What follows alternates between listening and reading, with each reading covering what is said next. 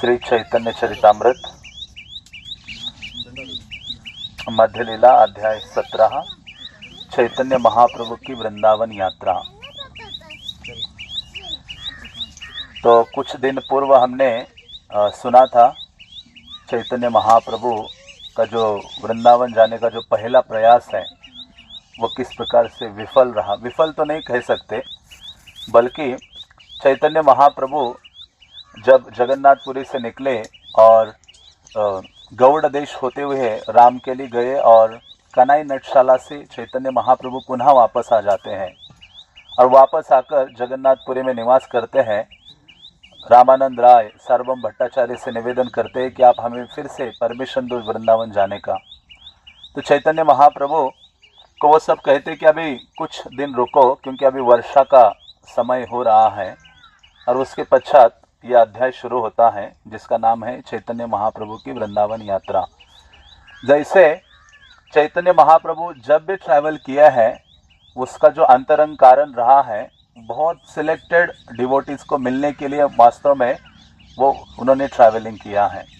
जैसे चैतन्य महाप्रभु दक्षिण भारत गए थे तो उन्होंने मानो बाहरी रूप से सारे दक्षिण भारत को नाम संकीर्तन आदि से आप्लावित कर दिया, सबको कृष्ण प्रेम प्रदान किया। लेकिन सबसे महत्वपूर्ण चीज क्या थी? रामानंद राय से मिलना था। किन से मिलना था? रामानंद राय। तो उसी प्रकार से जब चैतन्य महाप्रभु वृंदावन की यात्रा के लिए निकले और उनका जो पहला प्रयास रहा गौड़ देश से वृंदावन आने का, तो उसमें ये दो सेनापति भक्तों को मिलना था। ये जो सेनापति भक्त शब्द सबसे पहले किसी के लिए यूज हुआ है तो ये रूप गोस्वामी और सनातन गोस्वामी के लिए इस्तेमाल किया गया है। उसके बाद हम पढ़ते हैं प्रभुपाद के लिए भी चैतन्य मंगल में मोर सेनापति भक्त जाइबे तथाए, कि पापी तापी धर्म दूर देशे चले जाए। दूर दूर देशों तक भी लोग चले जाएंगे तो मेरा सेनापति भक्त जाइबे तथाए वहां जाएगा और उनको भक्त बनाकर ले आएगा। तो उसी प्रकार से चैतन्य महाप्रभु की इस वृंदावन की प्रथम प्रयास में हमें याद रखना चाहिए कि उन्होंने दो सेनापति भक्तों को मिलने के लिए पहुंचे और उनको उन्होंने दीक्षित किया, और वो थे रूप गोस्वामी और सनातन गोस्वामी। उसके पश्चात चैतन्य महाप्रभु वापस जगन्नाथपुरी आते हैं और ये अध्याय शुरू हो जाता है। तो हमें सदैव ये जानना चाहिए चैतन्य महाप्रभु की जो सबसे बड़ी भेंट है, यदि हम पूछते हैं कि महाप्रभु की सर्वोच्च देन क्या है, तो वैष्णवगण कहते हैं कि उनकी सर्वोच्च देन एक हरिनाम संकीर्तन तो है ही, लेकिन उससे भी बढ़कर कहा जाए तो उनके जो भक्तगण हैं, चैतन्य महाप्रभु की सर्वोच्च देन क्या है? उनके जो भक्त हैं। यदि भक्त ही नहीं होंगे तो ये हरिनाम नहीं होगा। जैसे प्रभुपाद ही नहीं होते तो ये नाम संकीर्तन, मानो महाप्रभु सबको प्रेम देने के लिए आए थे तो वो रहता नहीं, तो वो भक्त के कारण वो रहा है नाम संकीर्तन। तो उसी प्रकार से चैतन्य महाप्रभु के ऐसे ऐसे भक्तगण हैं जिनका वर्णन करना असंभव है। इसलिए कहते हैं देवकी नंदन दास, जो उनका नाम बाद में पड़ा देवकी नंदन दास, जिन्होंने श्रीवास ठाकुर के प्रति अपराध किया था और बाद में वो ठीक हो गए। महाप्रभु ने कृपा की उनके ऊपर और फिर उनको दीक्षित किया अन्य वैष्णव ने और उनका नाम देवकी नंदन दास हुआ। तो उन्होंने बहुत सुंदर सुंदर गीतों की रचना की है। उसमें से वैष्णव वंदना उनका बहुत लंबा चौड़ा सॉन्ग है जिसमें वो कहते हैं ना, ब्रह्मांड तारिते शक्ति धरे जने जने। अरे महाप्रभु के भक्तों के बारे में क्या कहूँ कि ब्रह्मांड में पूरे ब्रह्मांड को एक डिवोटी लिबरेट कर सकता है, ऐसी शक्ति है। तो इसलिए चैतन्य महाप्रभु के जो भक्त हैं ना, अनुयायी हैं, पार्षद हैं, उनको साधारण नहीं समझना चाहिए। हमें कृष्ण से प्रेम हो या ना हो, लेकिन चैतन्य महाप्रभु के भक्तों से प्रेम हो जाए तो समझो हमारा उद्धार हो गया। इसलिए नरोत्तम दास ठाकुर के गीतों में भी आप पढ़ सकते हैं कि किस प्रकार से वो कहते हैं, गुणगान करते हैं। तो इसीलिए चैतन्य महाप्रभु ने ये सर्वोच्च देन हमें दी है, वो है उनके भक्त। और ऐसे चैतन्य महाप्रभु, इसलिए आप देखो पहले उस दिन हमने चर्चा की तो महाप्रभु जब वापस आए, आपको याद होगा, मैं दोहरा रहा हूँ इसलिए, जब जगन्नाथपुरी के भक्तों ने पूछा कि आप आ गए वापस तो बताइए क्या क्या हुआ, तो महाप्रभु ने सब कुछ बोला, कैसे रहा मेरा यात्रा पहला प्रयास। लेकिन कहते मैं वृंदावन तक पहुंचा ही नहीं, और कहते उसका एक कारण रहा है। क्या कारण था? गदाधर पंडित को मैंने, ठीक था, गदाधर पंडित को मैंने क्या किया है? दुखी किया था। इसी कारण से मैं वृंदावन नहीं पहुंचा। तो ये सारे, इसलिए वैष्णवता या क्या सदाचार होना चाहिए, क्या वैष्णवता है, इन सब चीज़ों को सीखने के लिए व्यक्ति को चैतन्य महाप्रभु का जो चरित्र है उसको बारंबार पढ़ना चाहिए। भक्ति की जो सूक्ष्म सूक्ष्म चीज़ें हैं वो हमें केवल ये चैतन्य महाप्रभु के चरित्र से ही सीखने को मिलती हैं। इसलिए प्रयास करना चाहिए कि महाप्रभु का जो चरित्र है, चैतन्य चरितामृत है, चैतन्य भागवत है, चैतन्य मंगल है, उसको हम या तो सुने भक्तों के मुख से या पढ़ने का प्रयास करें और उसमें जो सूक्ष्मता है वो अपने जीवन में लागू करें या सीखें। तो उससे क्या होगा कि हमारा जो भक्तिमय जीवन है उसका पोषण होगा और हम वृद्धि कर सकते हैं अपने भक्ति में। तो कृष्णदास कविराज इस अध्याय की शुरुआत में ही कहते हैं कि गच्छन वृंदावनम गौरव व्याघ्रे भैन खगान ववे प्रेमोन्मत्तान सहो नृत्यान विदधे कृष्ण जल्पिना। तो एक खासियत है चैतन्य चरितामृत के ग्रंथ की, हर चैप्टर जो शुरू होता है ना, हर अध्याय, उसके शुरुआत में एक संस्कृत श्लोक कृष्णदास कविराज ने डाला है और उसमें क्या डाला है, पूरे जो उस अध्याय का सार है उसको एक प्रकार से प्रस्तुत किया है। तो इसलिए वो कहते हैं कि क्या बताऊं मैं चैतन्य महाप्रभु के बारे में। अरे जो वृंदावन जा रहे थे, वृंदावन जाते जाते कृष्ण जल पी नहा, मतलब जो पशु पक्षी आदि है उनके मुख से हरिनाम उच्चारण करवाया है। तो वो चैतन्य महाप्रभु साधारण नहीं है कि ये सब पशु पक्षी के जैसे प्रभुपाद ने पशुवत जिनके हृदय थे, मन थे, उनको भी कृष्ण नाम उनके मुख से आया। तो उसी प्रकार से चैतन्य महाप्रभु की ये परंपरा ही है। तो चैतन्य महाप्रभु जब वृंदावन आए निकले थे तो उन्होंने ये करके दिखाया था, कृष्ण जल पी नहा।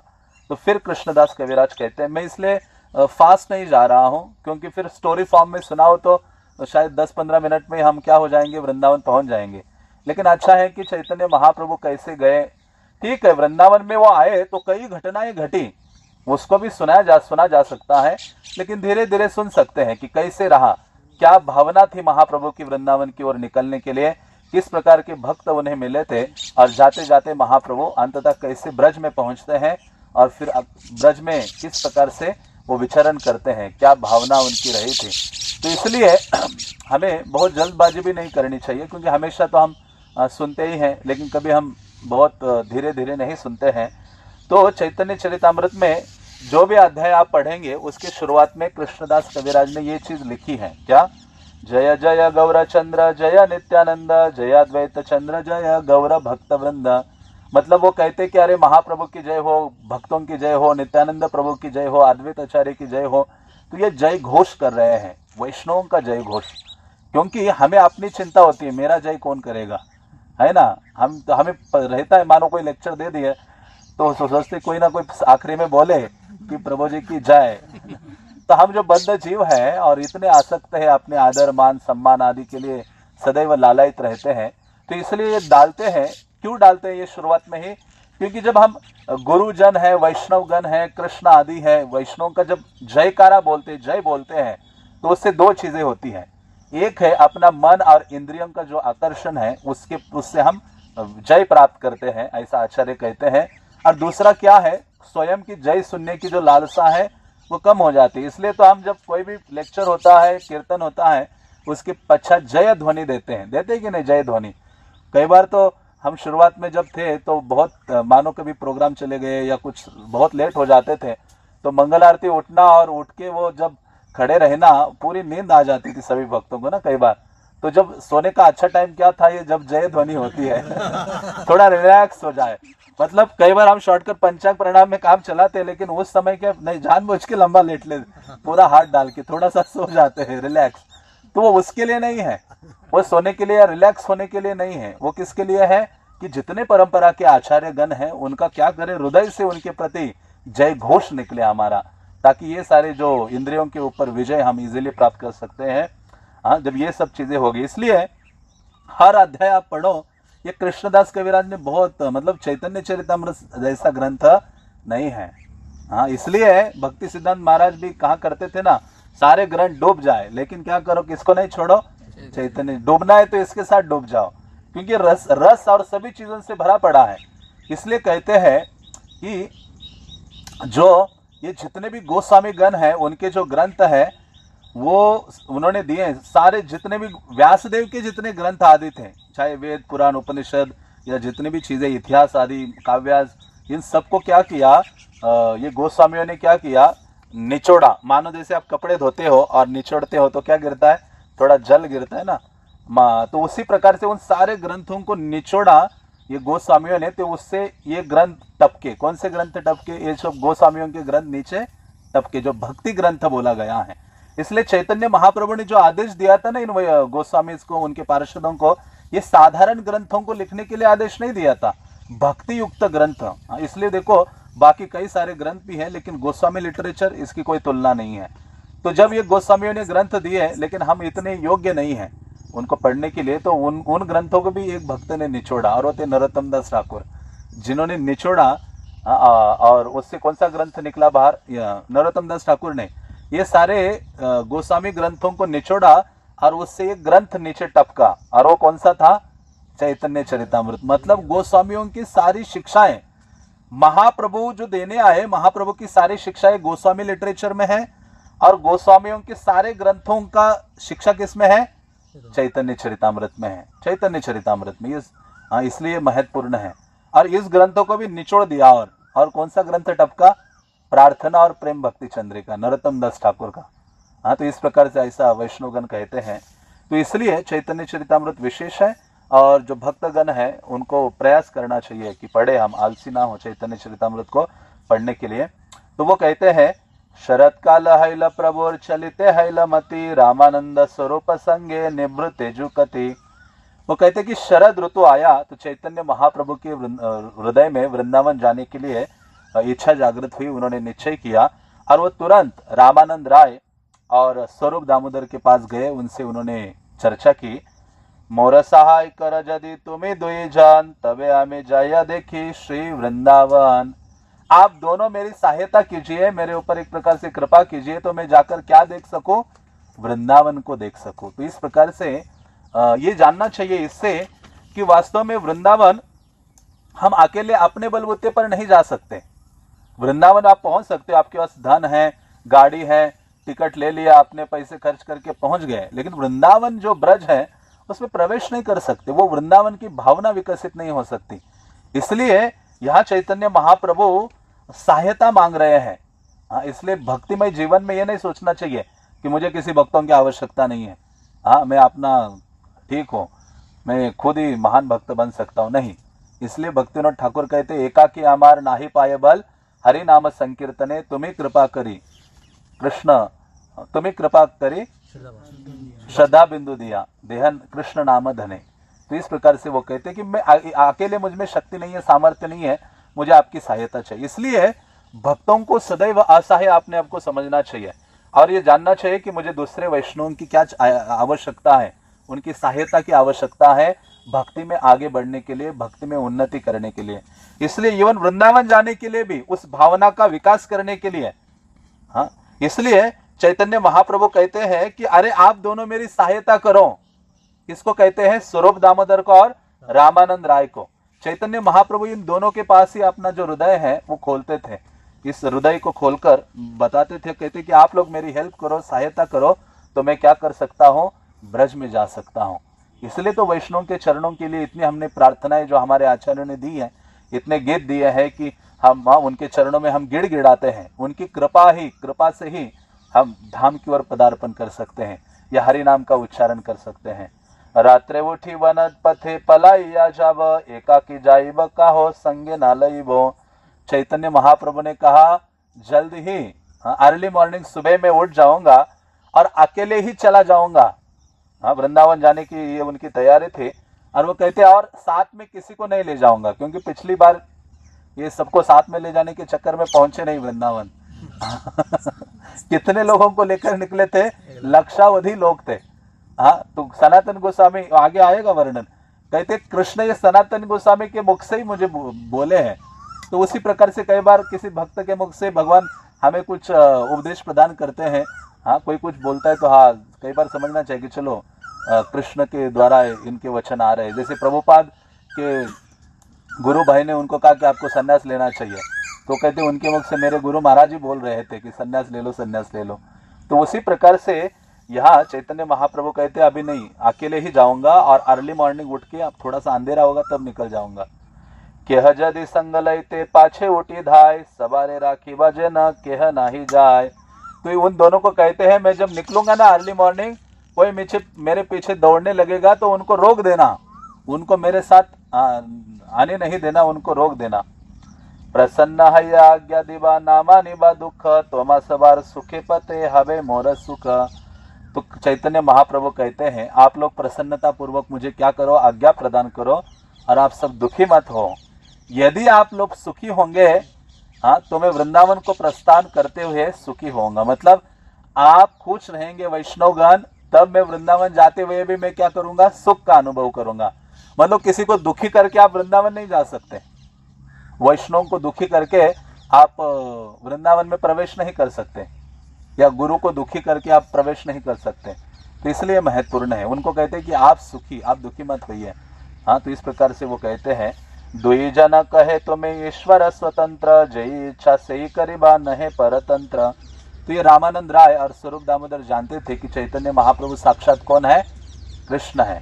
उन्होंने कहा आप तो साक्षात ईश्वर है और आप पूर्णतया स्वतंत्र हैं, आप किसी के ऊपर आश्रित नहीं है। इस प्रकार से चैतन्य महाप्रभु को कहते हैं। और वो कहते जो भी आपकी इच्छा होगी आप उसी के अनुसार कीजिए।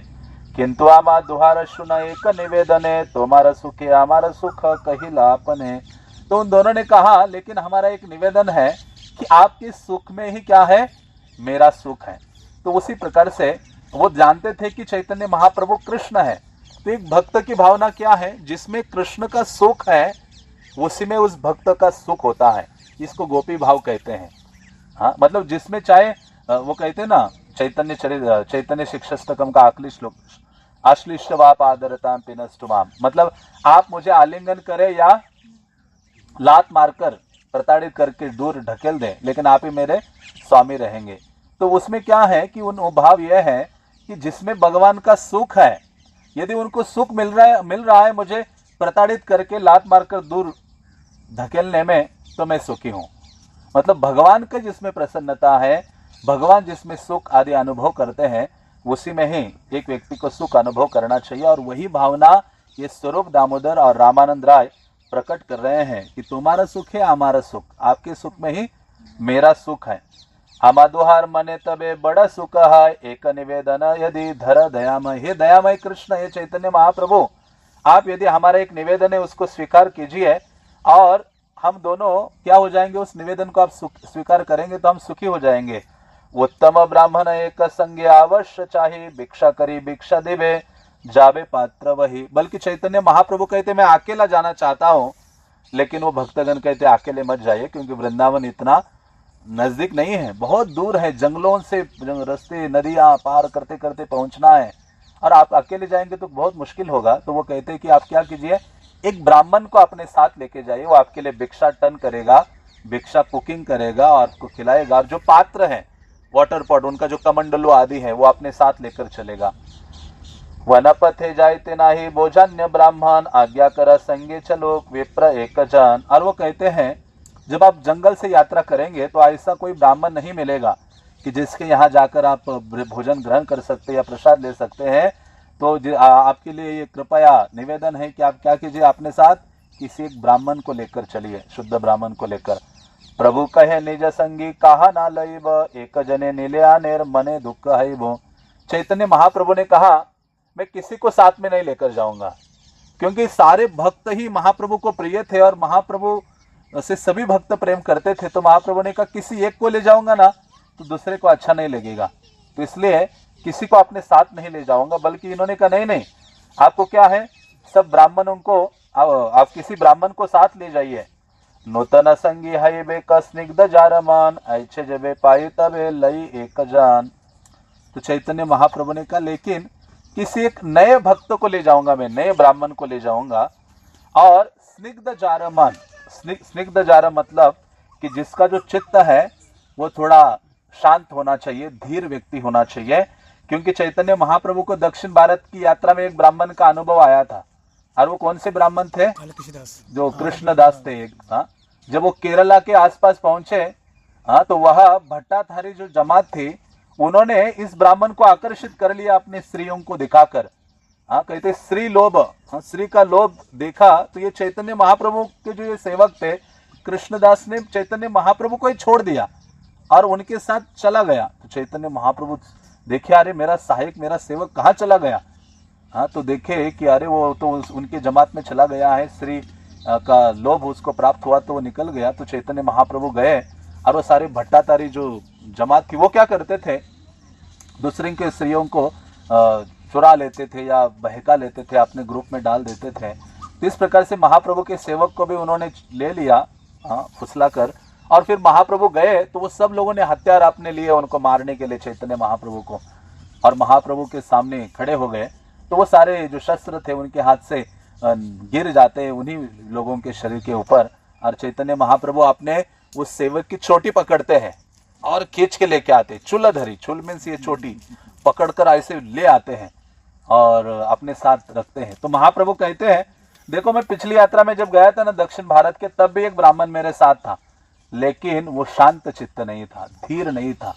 हाँ, तो ऐसे व्यक्ति को नहीं चाहिए जो क्या हो जाए, जिसका मन विचलित हो जाए यात्रा करते करते और वो मुझे छोड़ दे। इसलिए वो कहते नहीं, एक ऐसा भक्त मिल जाए स्निग्ध जार मन और ऐसे पावे तबे लई एक जन। यदि ऐसा कोई मुझे मिलता है तो उस व्यक्ति को मैं लेकर अपने साथ चलूंगा। स्वरूप कहे यही बलभद्र भट्टाचार्य, तोमाते सुस्निग्ध बड़ पंडित साधु आर्य। तो चैतन्य महाप्रभु को वो कहते हैं स्वरूप दामोदर कि एक भक्त ऐसा है जिनका नाम क्या है, बलभद्र भट्टाचार्य। तो आपको ये जानना चाहिए कि चैतन्य महाप्रभु के साथ वृंदावन आए महाप्रभु तो दो भक्त उनके साथ आए थे। एक तो ये बलभद्र भट्टाचार्य थे, और बलभद्र भट्टाचार्य को असिस्ट करने के लिए और एक ब्राह्मण था जिसका नाम चैतन्य चरितामृत में दिया नहीं है, लेकिन कहा है कि उनको असिस्ट करने के लिए और एक ब्राह्मण भक्त था। तो ये कहते कि हम एक भक्त है जो आपके साथ जा सकता है, तो उसके क्वालिटीज का वर्णन करते हैं, उसका कैसे उसके गुण है। वो कहते तोमाते सुस्निग्ध बड़, वो आपके प्रति बहुत प्रेम की भावना है, आपके लिए बहुत सेवा की भावना है, और बड़ा पंडित साधु आर्य, आध्यात्मिक चेतना में बड़ा उन्नत भक्त है, और क्या है, पंडित है। पंडित मतलब बहुत विद्वान भी है। तो ये साधारण नहीं, ये अच्छा भक्त है जो आपके प्रति प्रेम और सेवा की भावना स्वाभाविक उसके हृदय में है। तो ऐसे भक्तों को लेकर आप अपने साथ ले जाइए। प्रथमे ही तोमा संगे आइला गौड़ है यह इच्छा अच्छे सर्व तीर्थ करिते। और ये जब आप पहली बार बंगाल से यहाँ आए थे, जगन्नाथपुरी आए थे, तब ये ब्राह्मण भी आपके साथ आया था, और ये भी सभी तीर्थों का दर्शन करना चाहता है, भ्रमण करना चाहता है। आप ये बलभद्र भट्टाचार्य को लेकर जाइए। यहाँ संगे आछे विप्र एक भृत्य, एहो पथे करीबे न सेवा भिक्षा कृत्य। और इसके साथ एक सेवक को दे रहे हैं हम ब्राह्मण को, जो बाकी सारे सेवाएं इनके साथ करेगा, आपके लिए भोजन आदि की व्यवस्था करेगा। हाँ, तो वो कहते हैं यहारे संगे लह जदि सबारा है सुख, वनपते जायते तो मार नहीं बे को न दुख। तो चैतन्य महाप्रभु को कहा कि इसको आप अपने साथ ले जाइए, तो इस वन यात्रा में आपको कोई कष्ट अनुभव नहीं होगा, आप आराम से जा सकते हो। से विप्र वही निबे वशंभु भाजन, भट्टाचार्य भिक्षा देबे करी भिक्षाटन। और जो ये बलभद्र भट्टाचार्य के साथ जो दूसरा ब्राह्मण है, वो आपके लिए जल है, जल पात्र लेके रहेगा, वस्त्र लेकर चलेगा। और ये बलभद्र भट्टाचार्य भिक्षा मांगेंगे ब्राह्मणों से, और क्या करेंगे, भिक्षा लेकर कुकिंग करके आपको प्रदान करेंगे।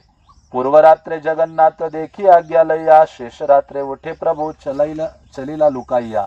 तो जैसे मैंने कल ये भी कहा था कि जब आप बाहर निकलते हो तो आपके जो डिटीज है, विग्रह है, उनका क्या करना चाहिए, परमिशन लेकर चलना चाहिए। तो उसी प्रकार से जब चैतन्य महाप्रभु अभी दूसरी बार निकल रहे हैं वृंदावन की यात्रा के लिए, तो जगन्नाथ के पास जाते हैं रात्रि में, और जगन्नाथ के पास जाकर भगवान जगन्नाथ से प्रार्थना करते हैं, निवेदन या याचना करते हैं, और चैतन्य महाप्रभु निकल पड़ते हैं। शेष रात्रि उठी प्रभु चलीला लुकाइया। और जब रात्रि शेष हो गई, ब्रह्म मुहूर्त का समय था, उस समय चैतन्य महाप्रभु जगन्नाथपुरी से निकल पड़े, और निकलकर जगन्नाथपुरी से बाहर आ गए, जब उनको किसी ने भी नहीं देखा है। प्रातः काले भक्तगण प्रभु ना देखिया, अन्वेषण करी फिरे व्याकुल हैया। जब सारे भक्त सुबह सुबह उड़ गए जगन्नाथपुरी में, तो वहां जगन्नाथपुरी में चीजें कैसी थी, जब भक्तगण सुबह उठ जाते थे तो उठकर वो कई बार सबसे पहले महाप्रभु का दर्शन करने आते थे, लेकिन महाप्रभु उनको डांटते थे, अरे आप क्या करो, सर्वप्रथम जाकर उनका दर्शन करो, जगन्नाथ का दर्शन करो। हाँ, तो इस प्रकार से महाप्रभु कहते थे। महाप्रभु जगन्नाथ का दर्शन करने के लिए कहा करते थे, क्या आपने कमल नयन का दर्शन किया है, या कहते थे चका नयन का दर्शन किया है। चका मीन्स क्या, चक्के की जैसे जिनकी आंखें हैं। हाँ, सबसे पहले महाप्रभु जब मिलते थे तो सबको यही सबसे पहले पूछते थे कि आप चका नयन का दर्शन करके आए हो, कमल नयन का दर्शन करके आए हो, कोई बंगाल से आता है, कहाँ से आता है। तो ये भक्त कहते नहीं, सबसे पहले आपका दर्शन। तो महाप्रभु उनको डांटते थे। तो उसी प्रकार से आज सुबह सुबह सब आए, दिखा रहे महाप्रभु दिख नहीं रहे, तो सब लोग बिल्कुल व्याकुल हो गए और उनको ढूंढने लगे, खोजने लगे। स्वरूप गोसाई सबाई कैल निवारा, निवृत्त हया रहे सबे जानी प्रभु रमान। तो स्वरूप दामोदर ने सभी भक्तों को रोक दिया और चैतन्य महाप्रभु की बात जानकर, मन की बात जानकर भक्त लोग क्या हो गए, चुप हो गए। तो इस प्रकार से चैतन्य महाप्रभु अभी निकल पड़े हैं जगन्नाथपुरी से बाहर। प्रसिद्ध पथ छाड़ी प्रभु उपपथि चलिला, कटक डाहिने करी वने प्रवेशिला। तो चैतन्य महाप्रभु ने कटक को अपने दाई ओर छोड़ा और वन में प्रवेश कर लिया। हाँ, मेन जो रोड था जिसमें सभी लोग जाते थे, उस रास्ते से नहीं गए। अभी उन्होंने दूसरा जंगल का रास्ता पकड़ लिया, क्योंकि मेन रोड से जाते तो कोई ना कोई देख लेता और कोई ना कोई उनके संग में आ जाता। तो इस प्रकार से चैतन्य महाप्रभु जगन्नाथपुरी को छोड़ा, उसके आगे 80 किलोमीटर कटक है, वहाँ पहुँचे और वहाँ से महाप्रभु ने अलग रास्ता लिया और वो निकल पड़े कटक शहर को छोड़कर। निर्जन वने चले प्रभु कृष्ण नाम लैया, हस्ति व्याघ्र पथ छाड़े प्रभु रिधे किया। तो चैतन्य महाप्रभु कैसे चल रहे थे, एक तो निर्जन वन था, निर्जन का अर्थ है सुनसान, जहाँ कोई है नहीं, ऐसे रास्ते से चल रहे थे, जंगल के रास्ते से। और कृष्ण नाम लैया, चैतन्य महाप्रभु सदैव कृष्ण का नाम, इसलिए तो उनका श्री कृष्ण चैतन्य नाम है कि जिनकी जीवा में सदैव कृष्ण नाम रहे। कृष्ण वर्ण त्रिषा कृष्ण, कृष्ण वर्ण जो शब्द है जो भागवतम में उनके लिए यूज हुआ है कि कृष्ण जो वर्ण है वो उनके मुख में सदैव रहेगा। दूसरा अर्थ क्या है कि कृष्ण मीन्स जो काले वर्ण के थे। अभी त्रिषा अकृष्ण, वो श्लोक आपने सुना होगा ना फेमस, कि अभी उनकी वो त्वचा वैसी नहीं रहेगी, क्या होगी, अकृष्ण होगी, गौर वर्ण के होगी। तो ऐसे चैतन्य महाप्रभु हरि नाम का या कृष्ण के नाम उच्चारण करते करते निकल पड़े। और रास्ते में जो भी शेर है, सिंह है, हाथी है, कोई भी उनको देखता था तो रास्ता देता था, अरे महाप्रभु आ रहे हैं। मतलब नाम कीर्तन करते हुए चैतन्य महाप्रभु चल रहे थे जंगल के रास्ते से। हमें डर लगता है इसलिए हम नाम लेते लेते चलते हैं, है ना, प्रेम भाव आदि से नहीं लेते हैं। मृत्यु का भय है, इसका भय है, उस कितना भय है। क्यों भय है, भागवतम में प्रहलाद महाराज कहते हैं भय इसलिए है कि हमारा जो मति है कृष्ण में नहीं है। मतलब कृष्ण के अलावा द्वितीय अभिनिवेशात, ये श्लोक है कि द्वितीय वस्तु में यदि हमारा मन लग जाता है तो समझो हम हमेशा भयभीत रहेंगे। कृष्ण के अलावा थोड़ा भी मन इधर उधर भौतिक चीजों में लगा तो हम भयभीत हमेशा रहेंगे। तो ये सब लोग छोड़कर, रास्ता छोड़कर महाप्रभु को देते थे। पाले पाले व्याघ्र हस्ती गंडार शुकर गान, तार मध्य आवेश प्रभु करी लागमान। और जब महाप्रभु भावावेश में निकल रहे थे कीर्तन करते करते, तो बड़े झुंड के झुंड आ रहे थे, बाघ है, हाथी है, गेंडे है, सुअर है, और चैतन्य महाप्रभु डर नहीं रहे थे। चैतन्य महाप्रभु उन सब के बीच में हरि नाम संकीर्तन करते हुए जा रहे थे। हरे कृष्णा कृष्णा कृष्णा हरे हरे, हरे राम राम राम हरे हरे। देखी भट्टाचार्य रमने हय महाभय, प्रभुर प्रतापे तारा एक पाश है। तो अभी वहां जो उनके सेवक थे बलभद्र भट्टाचार्य, महाप्रभु तो भयभीत नहीं थे, लेकिन बलभद्र भट्टाचार्य भयभीत हो गए। ये क्या है, इतने सारे पशु आ रहे हैं, बाघ है, हाथी है, ये सब लोग। तो चैतन्य महाप्रभु तो भयभीत नहीं थे, वो नाम संकीर्तन कर रहे थे, लेकिन बलभद्र भट्टाचार्य भयभीत हो गए। और ये महाप्रभु का ऐसा जो प्रताप है वो देखकर सभी जो पशु हैं अलग एक किनारे जाकर खड़े हो गए। एक दिन पथे व्याघ्र करी अच्छे शयन, आवेश तार गाये प्रभु लागी लचरन। तो एक दिन की बात है, कृष्णदास कविराज कहते हैं कि चैतन्य महाप्रभु जब ऐसे वन में चल रहे थे वृंदावन की ओर, तो एक रास्ते में एक जो शेर है वो सो रहा था बेचारा, और सो रहा था। तो चैतन्य महाप्रभु भावावेश में चलते चलते चैतन्य महाप्रभु का पाव उस शेर को लग जाते हैं, महाप्रभु के जो चरण है छू गया। प्रभु कहे कह कृष्ण व्याघ्र उठिला, कृष्ण कृष्ण कही व्याघ्र नाचिते लागिल। तो जैसे महाप्रभु का पाव लगा उस शेर को, तो चैतन्य महाप्रभु ने कहा, अरे उठो, हाँ उठो उठो और कृष्ण नाम का कीर्तन करो। हाँ, महाप्रभु की भाषा समझ गया वो व्याघ्र जो है।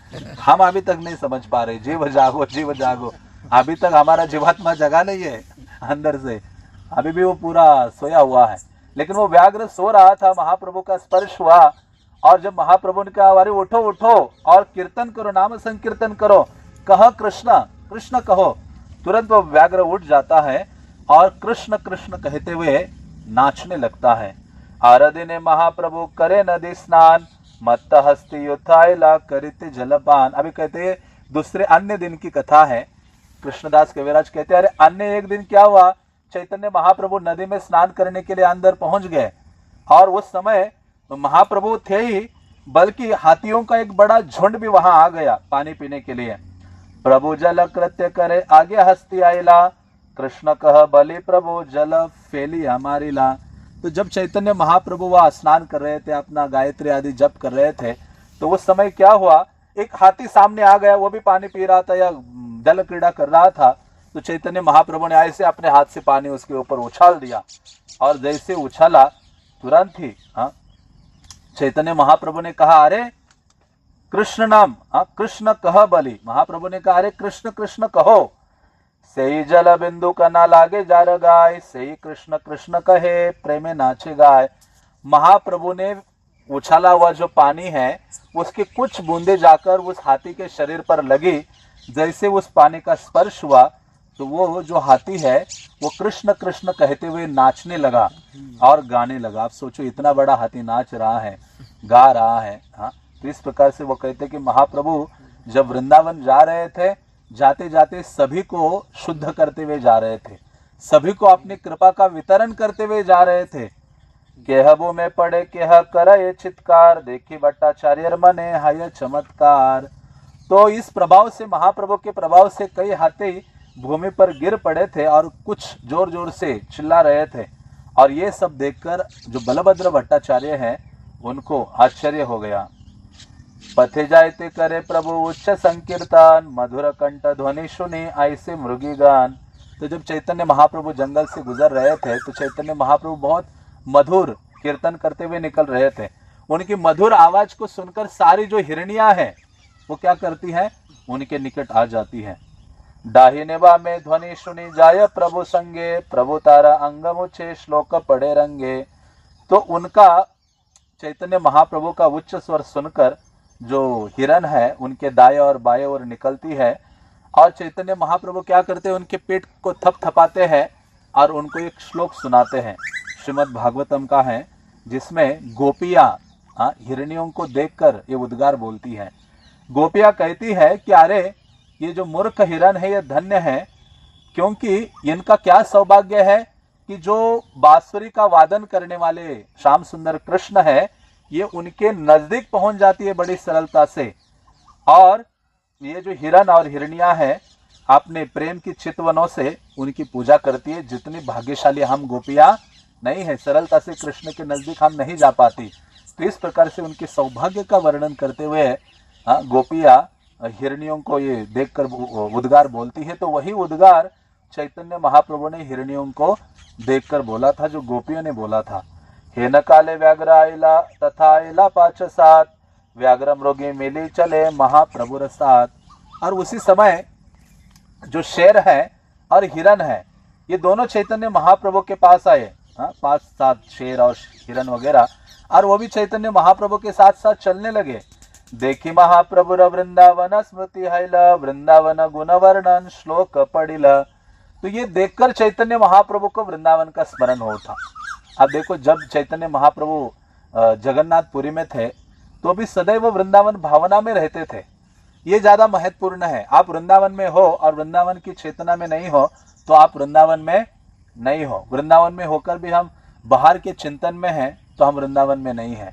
तो उसी प्रकार से लेकिन चैतन्य महाप्रभु ये सिखाते हैं कि जगन्नाथपुरी में थे तो सदैव वृंदावन के विरह में थे और वृंदावन का स्मरण करके कभी वो बालू का ढेर, जिसको चटक पर्वत कहते हैं ना, जो समंदर की बालू इकट्ठा हो गई है, ऐसे ऊंचे ऊंचे टीले बने हैं, उसको चैतन्य महाप्रभु देखते थे तो गोवर्धन समझते थे और दौड़ पड़ते थे उसका आलिंगन करने।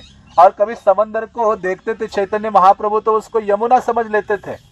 और जो गुंडीचा मंदिर का जो एरिया है वहां के जो पेड़ आदि देखते थे चैतन्य महाप्रभु तो वृंदावन आदि का स्मरण हो उठता था। तो इस प्रकार से वृंदावन भावना में रहते थे।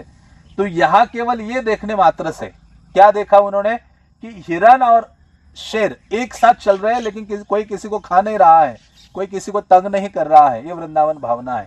जैसे वृंदावन क्या है, शुकदेव गोस्वामी एक शब्द में भागवतम के दशम स्कंद में कहते हैं, वो कहते हैं वृंदावनम सर्वकालम सुखावह। ये याद रखना चाहिए कि वृंदावन क्या है, सर्वकालम सुखावह, जो सभी समय सुख और आनंद प्रदान करने वाला है। तो ये वृंदावन है। तो ऐसे चैतन्य महाप्रभु को वो देखकर वृंदावन का स्मरण हो गया। जैसे हमारे बंसीदास बाबा जी महाराज है, वो जब रेलवे स्टेशन जा रहे थे तो उन्होंने ट्रेन का जो पहिया है, ऐसा रेलवे का चक्का होता है ना, उसको देखा देखा देखा तो उनको किसका स्मरण हो आया, जगन्नाथ की आंखों का स्मरण हो आया। कहते तो चक्का के नयन है। तो मतलब जो भक्त है, जिसके हृदय में कृष्ण के लिए प्रेम की भावना है, वो भगवान को, अपने जो ये इष्ट देव है उनको सब जगह देख सकता है, देख पाता है। जैसे बंसीदास बाबा जी महाराज का और एक उदाहरण आता है कि एक बार वो ऐसे चल रहे थे, चलते चलते देखा एक हाथी सामने से आ रहा था। जब वो हाथी सामने से आ रहा था और उसके ऊपर एक उनको माहौत, क्या कहते हैं उसको, महावत, वो बैठा हुआ था। तो जो भी लोग हैं रास्ते में चलते चलते उस हाथी को कोई केला दे रहा है, कोई कुछ दे रहा है, या कोई पैसे दे रहा है, वो हाथी अपने सूंड में लेता था और अपने उसको दे देता था।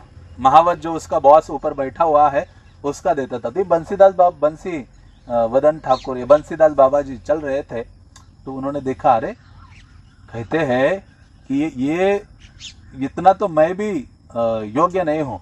कहते देखो ये कितना महान है कि ये अपनी जो भी चीज उसके पास आ रही है वो अपने स्वामी की दे रहा है, स्वामी की सेवा में लगा रहा है। लेकिन मैं ऐसा हूँ कि मेरे पास जो भी चीजें आती है मैं कृष्ण की सेवा में नहीं लगा पाता या नहीं लगाता हूँ। तो ये भावना थी कि कहते मैं तो उस हाथी से भी ज्यादा पतित हूँ। तो इस प्रकार का भावना, या इस प्रकार से वो देखता है भक्त कृष्ण से संबंधित। तो इस प्रकार से चैतन्य महाप्रभु को तुरंत ये देखकर वृंदावन का स्मरण आया। और वृंदावन का स्मरण आते ही उन्होंने एक श्लोक बोला। क्या श्लोक बोला कि वृंदावन जो भगवान कृष्ण का धाम है, वहां ना भूख है, ना क्रोध है, ना प्यास है, बल्कि मनुष्यों में और हिंसक पशुओं में वहां सदैव वैर रहता है। परंतु ब्रज का ऐसा प्रभाव है कि जहाँ ये वैर रखने वाले प्राणी भी क्या करते हैं, आपस में मैत्रीपूर्ण व्यवहार या प्रेम पूर्ण व्यवहार करते हैं। कृष्ण कृष्ण कह करी प्रभु जबे बलिला, कृष्ण कही व्याघ्र मृग नाचिते लागिला। तो चैतन्य महाप्रभु ने उन दोनों को देखा कि एक और शेर चल रहे हैं और हिरन भी चल रहे। चैतन्य महाप्रभु ने कहा कृष्ण कृष्ण कहो, तो वो सारे जो शेर आदि हैं और हिरन वगैरह हैं, कृष्ण कृष्ण कहकर नाचने लगते हैं। नाचे कुंदे व्याघ्र गण मृगी गण संगे, बलभद्र भट्टाचार्य देखे अपूर्व रंगे। तो इस प्रकार से वो सारे बाघ हिरन कूदने लगते हैं, नाचने लगते हैं। और महाप्रभु के जो सेवक उनके संग चल रहे थे बलभद्र भट्टाचार्य, वो आश्चर्यचकित हो जाते हैं। व्याघ्र मृग अन्योन्य करे आलिंगन, मुखे मुख दिया करे अन्योन्य चुंबन। तो वो व्याघ्र शेर और जो हिरन है वो भी एक दूसरे का मुख चूमने लगते हैं। कौतुक देखिया प्रभु हंसीते लागिला, तासबा के ता छाड़ी आगे चली गईला। तो चैतन्य महाप्रभु आनंदित हुए ये सब व्यवहार देखकर, और उन सबको छोड़कर चैतन्य महाप्रभु आगे के लिए निकल जाते हैं। और आगे चलते चलते चैतन्य महाप्रभु ने देखा कि कई सारे जो मोर है, पक्षी हैं, वो भी चैतन्य महाप्रभु के संग में कीर्तन करते हुए, नाचते हुए निकल रहे हैं। और कृष्ण नाम कीर्तन में वो सभी बिल्कुल उन्मत्त और पागल हो गए थे। हरि बोल बलि प्रभु करे उच्च ध्वनि, वृक्षलता प्रफुल्लित से ध्वनि सुनी। चैतन्य महाप्रभु रास्ते में चलते चलते हरि बोल हरि बोल हरि बोल का उच्चारण कर रहे थे। तो जो पशु पक्षी है, वृक्षलता है, वो भी प्रफुल्लित हो गई थी या आनंदित हो गई थी। तो इसलिए कृष्णदास कविराज कहते हैं, झारीखंडे स्थावर जंगमा आछे जात, कृष्ण नाम दिया कैला प्रेमे ते उन्माद। तो चैतन्य महाप्रभु झारीखंड के जंगल से गुजर रहे थे, और झारखंड के जंगल में जो भी पशु पक्षी चैतन्य महाप्रभु को मिले वृंदावन जाते जाते, उन चर और आचर जीवों को चैतन्य महाप्रभु ने उन्मत्त कर दिया था भगवान नाम संकीर्तन के द्वारा। जय ग्राम दिया जान जहा करे न स्थिति, से सब ग्रामेर लोकेर हय प्रेम भक्ति। तो चैतन्य महाप्रभु रास्ते में जिस जिस गांव में से गुजरे या जिस जिस गांव से जा रहे थे या जहां जहां जाकर रुके जिस गांव में, वहां के लोगों को चैतन्य महाप्रभु ने कृष्ण की जो प्रेमा भक्ति है वो प्रदान की थी। उसका ऐसा प्रभाव रहा था, कृष्णदास कविराज कहते हैं कि जिस व्यक्ति ने भी चैतन्य महाप्रभु के मुख से कृष्ण नाम संकीर्तन सुना था, वो क्या कर रहा था, वो दूसरे को जाकर सुना रहा था, वो भी भक्त बन रहा था, वो भी तीसरे को जाकर सुना रहा था। उसके द्वारा सब लोग भक्त बन रहे थे और उसके प्रभाव से, नाम संकीर्तन के प्रभाव से कोई हंस रहा था, रो रहा था, क्रंदन कर रहा था, भूमि पर लोटपोट हो रहा था। तो इस प्रकार से वो कहते हैं कि चैतन्य महाप्रभु वृंदावन की ओर चलते चलते सभी को ये कृष्ण प्रेम प्रदान किया, लेकिन स्वयं ने कभी प्रदर्शित नहीं किया। प्रेम का प्रदर्शन महाप्रभु ने नहीं किया। जैसे कई बार होता है कि भक्तगण उन्नत होते हैं लेकिन अपनी भक्ति का दिखावा नहीं करते हैं। इसलिए हमारे आचार्यगण कहते हैं क्या करना नहीं चाहिए, भक्ति का दिखावा नहीं करना चाहिए। तो इसलिए चैतन्य महाप्रभु यद्यपि प्रभु लोक संगटेर त्रासे प्रेम गुप्त करें बाहिर ना प्रकाशे। जैसे नरोत्तम दास ठाकुर है, वो कहते हैं दूसरे को अपना भजन नहीं बताना चाहिए। तो उसी प्रकार से चैतन्य महाप्रभु इतने भावावेश में आ गए थे वृंदावन जाते जाते, लेकिन बाहरी रूप से अपने प्रेम को प्रकट नहीं कर रहे थे। ऐसे गुप्त रख रहे थे अपनी जो प्रेम की भावना है। तथापि तार दर्शन श्रवण प्रभावे सकल देशेर लोक हई वैष्णवे। तो वो कहते हैं कृष्णदास कविराज, परंतु एक बात थी, जिस व्यक्ति ने भी चैतन्य महाप्रभु का दर्शन किया, जिस व्यक्ति ने भी चैतन्य महाप्रभु के बारे में सुना या चैतन्य महाप्रभु के मुख से नाम संकीर्तन सुना, वो व्यक्ति क्या हो गया, शुद्ध वैष्णव हो गया। तो श्रील प्रभुपाद तात्पर्य में इसके लिए बहुत महत्वपूर्ण बात बताते हैं। प्रभुपाद कहते हैं कि ऐसा नहीं है कि हर व्यक्ति कृष्ण या कृष्ण चैतन्य को प्रकट रूप में देख सकता है। कोई कह सकता है कि अरे हम तो इतने सौभाग्यशाली नहीं हैं, कैसे शुद्ध भक्त बने कि चैतन्य महाप्रभु को हमने नहीं देखा या ना उनके मुख से सुना। तो कहते सबके लिए तो वो प्रकट नहीं होंगे, किंतु यदि वो चैतन्य चरितामृत जैसे ग्रंथों तथा शुद्ध वैष्णव की परंपरा से उनके विषय में श्रवण करता है तो उसके संसारी इच्छाएं तथा निजी स्वार्थों से रहित शुद्ध वैष्णव बनने में कोई बाधा नहीं होगी। तो कहते यदि व्यक्ति चैतन्य चरितामृत से सुनेगा महाप्रभु के चरित्र को, तो क्या होगा, उसके हृदय में कोई सांसारिक इच्छाएं नहीं रहेगी, भक्ति की इच्छाएं रहेगी। और शुद्ध भक्त बनने के लिए जो भी उसके जीवन में बाधाएं आएगी और बाधाओं से वो रहित और मुक्त हो जाएगा। तो इसलिए कृष्णदास कविराज कहते हैं इसी प्रकार से यात्रा करते करते चैतन्य महाप्रभु ने बंगाल को, गौड़ को, उत्कल को, दक्षिण भारत को, जितने भी वहाँ के लोग थे उनका उद्धार किया। और ऐसे चैतन्य महाप्रभु अब झारखंड से जाते जाते वो क्या कर रहे हैं, जितने भी ये असभ्य लोग थे, भिल्ल आदि जो आदिवासी लोग उनको मिले चैतन्य महाप्रभु को, उनको भी चैतन्य महाप्रभु ने कृष्ण भावना या भगवत भावना प्रदान की। नाम प्रेम दिया कैला सबार निस्तार, चैतन्य रगुड़ लीला बुझिते शक्तिकार। कहते कि चैतन्य महाप्रभु ने हरिनाम सबको प्रदान किया, तो ऐसे चैतन्य महाप्रभु के दिव्य लीला को समझने की शक्ति किसमें है। तो इतना सरल नहीं है चैतन्य महाप्रभु के चरित्र को समझना। इसके लिए क्या होना चाहिए, ईर्ष्या से रहित हृदय होना चाहिए। जब हमारे हृदय में ईर्ष्या और द्वेष की भावना होती है भक्तों के प्रति, वैष्णवों के प्रति, तो ये चैतन्य महाप्रभु का चरित्र हमारे हृदय में प्रवेश नहीं करेगा। जब हमारा हृदय कपटता से भरा होता है तो चैतन्य महाप्रभु का जो चरित्र है हमारे हृदय में प्रवेश नहीं करेगा। तो इसलिए महाप्रभु की कृपा से ही ये गुणों को हम पा सकते हैं। वन देखी ब्रह्म है यही वृंदावन, शैल देखी मने है यही गोवर्धन। तो चैतन्य महाप्रभु फिर आगे निकले और आगे निकलते निकलते चैतन्य महाप्रभु ने वृंदावन, जब उन्होंने देखा ये जंगल को देखा तो किसका स्मरण हो आया, वृंदावन का स्मरण हो आया। और जब चैतन्य महाप्रभु ने पत्थर या थोड़ा पहाड़ आदि देखा तो चैतन्य महाप्रभु को गोवर्धन स्मरण आया। जहाँ नदी देखे तहा मान एक कालिंदी, महाप्रेमा वेशे नाचे प्रभु पड़े कांदी। और जहां जहां चैतन्य महाप्रभु ने नदी को देखा, चैतन्य महाप्रभु समझे ये क्या है, यमुना है, कालिंदी है। और महाप्रभु भावावेश में आ जाते थे और प्रेम में क्रंदन करने लगते थे। पथे जायते भट्टाचार्य शाक मूल फल, जहा जई पाए न तहा लय न सकल। तो चैतन्य महाप्रभु तो भावावेश में थे, उनको कोई प्रसाद की चिंता नहीं थी, हमारे जैसे नहीं था। हम भ्रमण के लिए निकलेंगे तो प्रसाद पहले चाहिए हमें, है नहीं, और बाद में भी चाहिए बीच में भी चाहिए, बीच में भी चाहिए। हमारा जीवन तो प्रसाद के इर्द गिर्द बना हुआ है। लेकिन चैतन्य महाप्रभु, उनको कोई चिंता नहीं थी। उनकी चिंता किसको थी? बलभद्र भट्टाचार्य को थी। बलभद्र भट्टाचार्य भिक्षाटन करते थे, चाहे जो भी है, कंदमूल आदि है, शाक है, फल है, वो सब लेके आते थे। और कभी कभी चैतन्य महाप्रभु जब निकलते थे जंगलों से या किसी छोटे से गांव से जाते थे तो कई ब्राह्मण उनको प्रसाद के लिए आमंत्रित करते थे और वो लोग उनको दूध है, दही है, घी है, शक्कर आदि प्रदान करते थे। और किसी गांव में चैतन्य महाप्रभु चलते थे तो वहां कोई ब्राह्मण नहीं होता था, तो जो शूद्र है वो उनको महाप्रभु को आमंत्रित करते थे और महाप्रभु क्या करते थे, उनके द्वारा दिया हुआ जो प्रेममयी भोजन है उसको स्वीकार करते थे और अपनी यात्रा आगे रखते थे।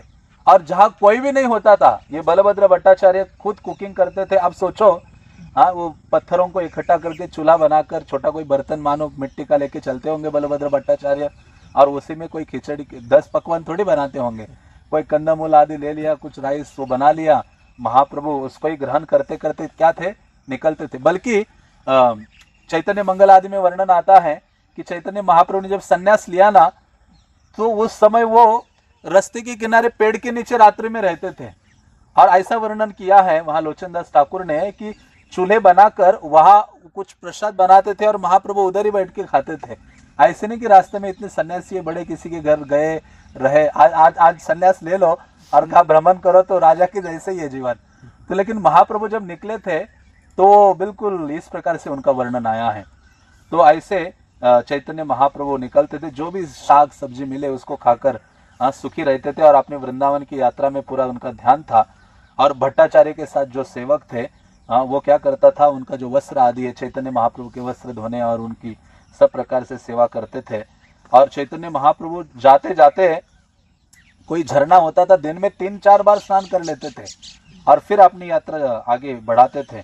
तो इस प्रकार से बलभद्र भट्टाचार्य ने बहुत महाप्रभु की सेवा की। जब ठंड के दिन होते थे तो चैतन्य महाप्रभु के लिए बलभद्र भट्टाचार्य लकड़ियां एकत्रित करते थे, आग जलाते थे, महाप्रभु उसमें थोड़ा सा सेक लेते थे। तो इस प्रकार से चैतन्य महाप्रभु ने अपनी वृंदावन यात्रा कंटिन्यू की।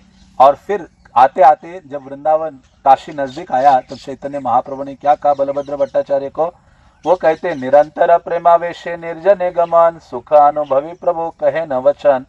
महाप्रभु ने कहा, ये यात्रा बहुत अच्छी चल रही है, किसी प्रकार का मुझे कष्ट नहीं मिल रहा है, बड़ा सुखमय लग रहा है। सुन भट्टाचार्य आमे गेला वो बहुदेश, वन पथे दुखेर कहा नाही पाय लेश। कि वो कहते कि हे भट्टाचार्य, मैंने कई सारे जंगलों से मैंने यात्रा की है, लेकिन मुझे तनिक भी कष्ट नहीं मिला है। कृष्ण कृपालु आमाय बहुत कृपा कैला, वन पथे आनी आमाय बड़ा सुख दिला। कहते इसका कारण ये की है कि कृष्ण अत्यधिक दयालु है, कृपालु है। कृष्ण ने मुझे इस जंगल के रास्ते से वो लेकर आए और अपनी सारी कृपा है वो मुझ पर दिखाई और उन्होंने मुझे दिव्य आनंद प्रदान किया है।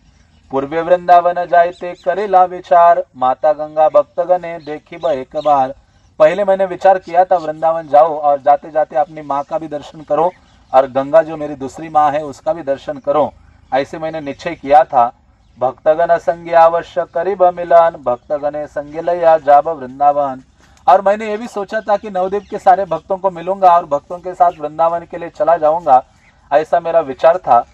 इस तरह वो कहते कि मैं गौड़ देश गया, बंगाल गया, जहां मैंने अपनी माता का, सच्ची माता का दर्शन किया, गंगा का दर्शन किया, भक्तों का दर्शन किया और अत्यधिक आनंद अनुभव किया। और फिर वो कहते किंतु क्या हो गया, हजारों लोग मेरे संग चलने लगे और जिससे एक बहुत बड़ी बाधा हो गई वृंदावन जाने के लिए। और फिर सनातन गोस्वामी ने मुझे शिक्षा दी। सनातन गोस्वामी के मुख से कृष्ण ने मुझे शिक्षा दी। वो कहते सनातन मुखे कृष्ण आमा शिखाइला, तहा विघ्न करीवन पथे लैया गैला। कि कृष्ण सनातन गोस्वामी के मुख से बोले और उन्होंने मुझे सिखाया कि आप अभी वृंदावन मत जाओ, अभी वापस जगन्नाथपुरी जाओ। कृपा समुद्र दिन हिने दया माय, कृष्ण कृपा विना को न सुखी नाई हाय। तो ये बहुत अच्छी प्यार है। ये लाइन आप प्रचार में यूज कर सकते हो। क्या है? कृष्ण कृपा बिना कोन सुख नाई है। बोलिए, कृष्ण कृपा बिना कोन सुख नाई है। मतलब कृष्ण की कृपा के बिना कोई सुखी हो ही नहीं सकता। तो कहते हैं कृष्ण तो कृपा के सागर है और पतितों के जो दीन आदि व्यक्ति है उनके ऊपर दयाद्र होते हैं, दयालु हैं। हाँ, तो ऐसे भगवान कृष्ण है, उनकी कृपा है, इसलिए मैंने इस यात्रा में सुख का अनुभव किया है। भट्टाचार्य आलिंगिया ताहारे कहिला, तुम्हारा प्रसाद आमी एत सुख पाइला। तो चैतन्य महाप्रभु ने ऐसा ही नहीं किया कि अरे कृष्ण के कारण मैं इतना सुखी हो गया हूँ, नहीं। क्योंकि उनके नजदीक जो भक्त था, जो उनकी सेवा कर रहा था, महाप्रभु कृतज्ञ थे उनके प्रति। क्या थे? कृतज्ञ, ग्रेटफुलनेस के जो भावना है। जो पशु है, जिसका हृदय पशु के समान है, वो अकृतज्ञ होता है। क्या कहते हैं उसको? कृतज्ञ होता है।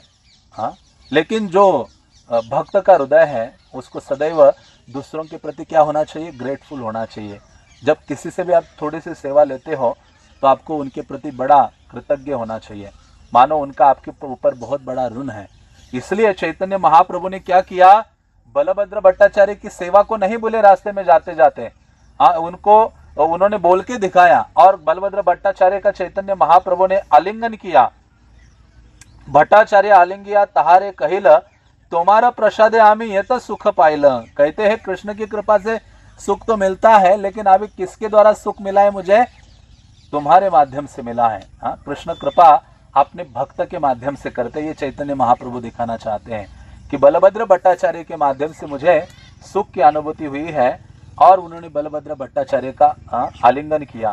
तेहो कहेन तुम्हें कृष्ण तुम्हें दयामय, अधम जीव मोई मोरे हई लासदय। तो बलभद्र भट्टाचार्य गर्वित नहीं हो गए, हाँ हाँ मैंने आपके ऊपर उपकार किया है, हाँ मैं बहुत बड़ा ऋणी हूँ। तो ये हमारा हृदय का भाव भी नहीं होना चाहिए। भक्त जब किसी के प्रति चाहे उपकार करता है या कोई हम सेवा करते हैं तो वो सोचता है कि ये मेरे लिए अपॉर्चुनिटी थे, ये हमारा भाव होना चाहिए। लेकिन जो व्यक्ति स्वीकार करता है सेवा या उपकार, उसको उसके प्रति क्या होना चाहिए?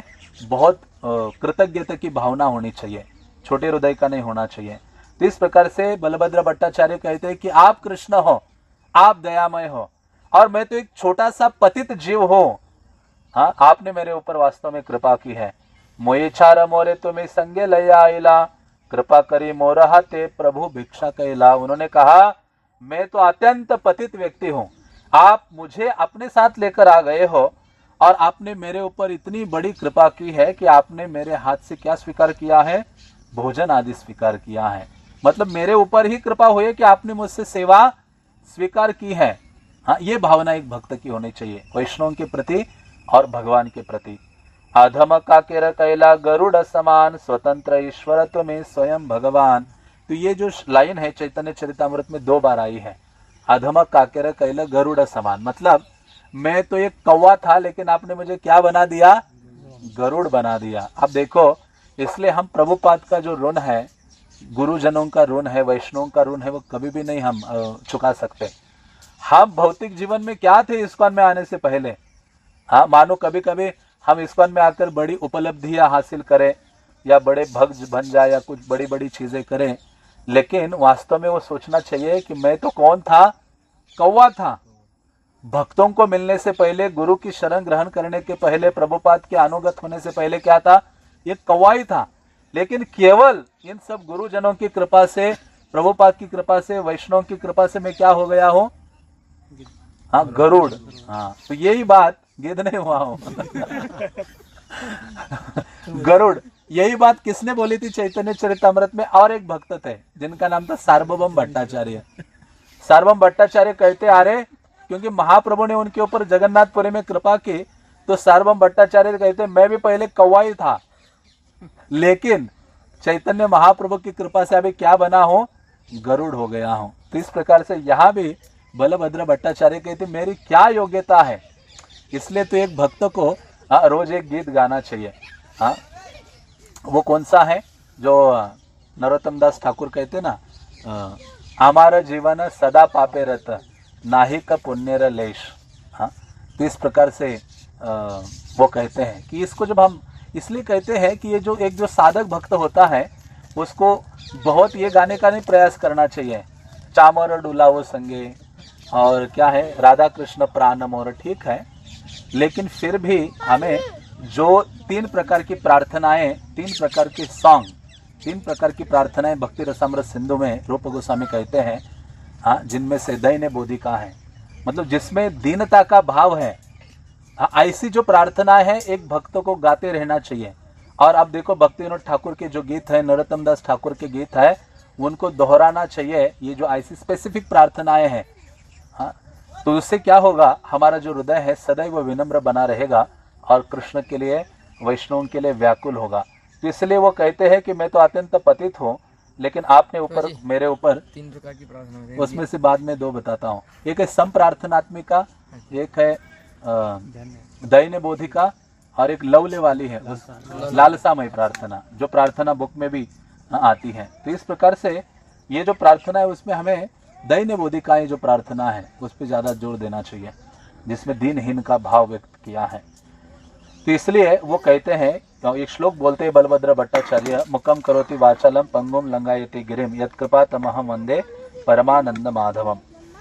यही मत बलभद्र करे न स्तवन प्रेम सेवा करी तुष्ट कैल प्रभुरमान। तो बलभद्र भट्टाचार्य ऐसे थे जिन्होंने चैतन्य महाप्रभु की प्रेममयी सेवा की, और जिस सेवा के द्वारा चैतन्य महाप्रभु अत्यधिक तुष्ट हो गए। बल्कि हमारे सारे प्रयासों का एक ही फल है, हाँ, आध्यात्मिक गुरु और कृष्ण को क्या करना, संतुष्ट करना। तो महाप्रभु ने उनकी प्रेममयी सेवा से वो संतुष्ट हो गए। यही मत नाना सुखे प्रभु आइला काशी मध्यान्ह स्नान कैल मणि कर्णिकाय आसी। तो इस प्रकार से चैतन्य महाप्रभु कहाँ आकर पहुंच गए, काशी में आ गए। काशी जिसका नाम क्या है दूसरा, वाराणसी। चैतन्य महाप्रभु काशी में आ गए, और काशी में आकर वहां कई सारे घाट है, उसमें से जो मणिकर्णिका घाट है जो शिवजी को बड़ा प्रिय है। बल्कि शिवजी कहते मणिकर्णिका और गंगा को छोड़ के मैं नहीं निकल सकता बाहर वाराणसी। अब देखो जब कृष्ण ने आदेश दिया ना कि ये काशी को छोड़कर इधर आ जाओ, जगन्नाथपुरी के बाहर एकाम्र क्षेत्र जो भुवनेश्वर है उसका नाम क्या है, एक आम्र क्षेत्र। पहले एक आम का बड़ा पेड़ था जो कई योजन चौड़ा था, क्योंकि ये शिवजी को भी थोड़ा सा घमंड हो। कभी कभी शिवजी है वैष्णवाना में था शंभु, लेकिन कभी कभी भूल जाते हैं कि मैं भक्त कृष्ण का सेवक हूँ। हाँ, जब ये हो गया ना, ये काशीराज, कृष्णा बुक में आप वो लीला पढ़ते हो, काशीराज ने जब कहा कि अपने सारे काशीवासियों, क्योंकि शिवजी ने काशीराज ने कहा अपने सभी लोगों को, प्रजा को, कि मैं अभी कृष्ण का वध करने के लिए जा रहा हूँ और कृष्ण का गर्दन काट के यहाँ फेंक दूंगा, आप प्रजाजन देखो आकर। तो ये गया काशीराज, और काशीराज ये शिवजी का भक्त था। शिवजी को कहा कि मैं जा रहा हूँ द्वारकाधीश के ऊपर आक्रमण करने, उनको आज मार ही डालूंगा, आप भी मेरे ऊपर कृपा कीजिए और अपनी सेना को लेकर मेरे साथ चलिए। शिवजी भी निकल पड़े कृष्ण के विरोध में, भूत पिशाच सब सेना को लेकर। काशीराज की सेना आगे, शिवजी की सेना पीछे, द्वारकाधीश कृष्ण सब आ गए वहां से। और फिर जब लड़ाई हुई तो भगवान ने क्या, बस सुदर्शन को आज्ञा दी, सुदर्शन निकलो बाहर अपनी गुफा से। सुदर्शन गए, और काशीराज जो इतना उन्मत्त था, हाँ, जो कह रहा था कि कृष्ण की गर्दन काट के वहां फेंक दूंगा, तो वो गर्दन काट के सुदर्शन ने वहां डाल दी जाकर। सारे प्रजाजन दौड़ के आ गए, अरे कृष्ण का गर्दन है।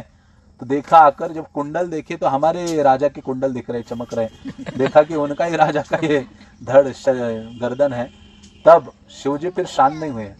शिवजी ने कहा मेरे भक्त के ऊपर आक्रमण, शिवजी ने कृष्ण के ऊपर आक्रमण करना मतलब शुरुआत की। तो भगवान सुदर्शन को कहा इनका भी जरा ट्रीटमेंट करो। तो सुदर्शन शिवजी के पीछे दौड़े जैसे दुर्वासा मुनि के पीछे दौड़े थे, हाँ, जो सुदर्शन है। और कहा भी स्थान नहीं मिला, अमरीश के चरणों में आकर जब गिरे दुर्वासा, तब सुदर्शन शांत हो गए। तो उसी प्रकार से शिवजी का वर्णन आया कि सब जगह भ्रमण किया और शिवजी फाइनली आकर कृष्ण के चरणों में गिर पड़े। कृष्ण कहते अरे क्या हो गया तुम्हें, ऐसा क्या हो जाता है, मेरे विरोध में खड़े हो गए, मुझे मारने के लिए तैयार हो गए, हाँ, तो भूल गए आप मेरे भक्त हो। हाँ, तो कहते कि ना ये बीच बीच में कुछ ये ऐसी भावना आ जाती है, आप ऐसा कीजिए, मुझे ना आपके नज़दीक ही रखिए, आपसे दूर हो जाऊंगा ना तो ये सब समस्याएं बनी रहेगी, आप क्या रखो, मुझे नज़दीक रखिए। तो इसलिए कृष्ण कहते देखो मेरा एक धाम है नीलाचल, और उसके निकट तुम्हें वास देता हूँ, फिर तुम वहाँ हमेशा रहो। लेकिन कहते मैं अपनी काशी को नहीं छोड़ सकता, वो मेरा प्राण है। और जो मणिकर्णिका घाट है ना, उसको भी नहीं छोड़ सकता। गंगा जहाँ है तो कहते अरे वहाँ सब है।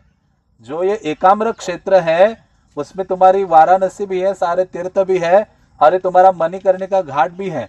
हाँ, तो शिव जी अपना वाराणसी हमेशा के लिए छोड़ते हैं और कहाँ पहुंच जाते हैं? भुवनेश्वर।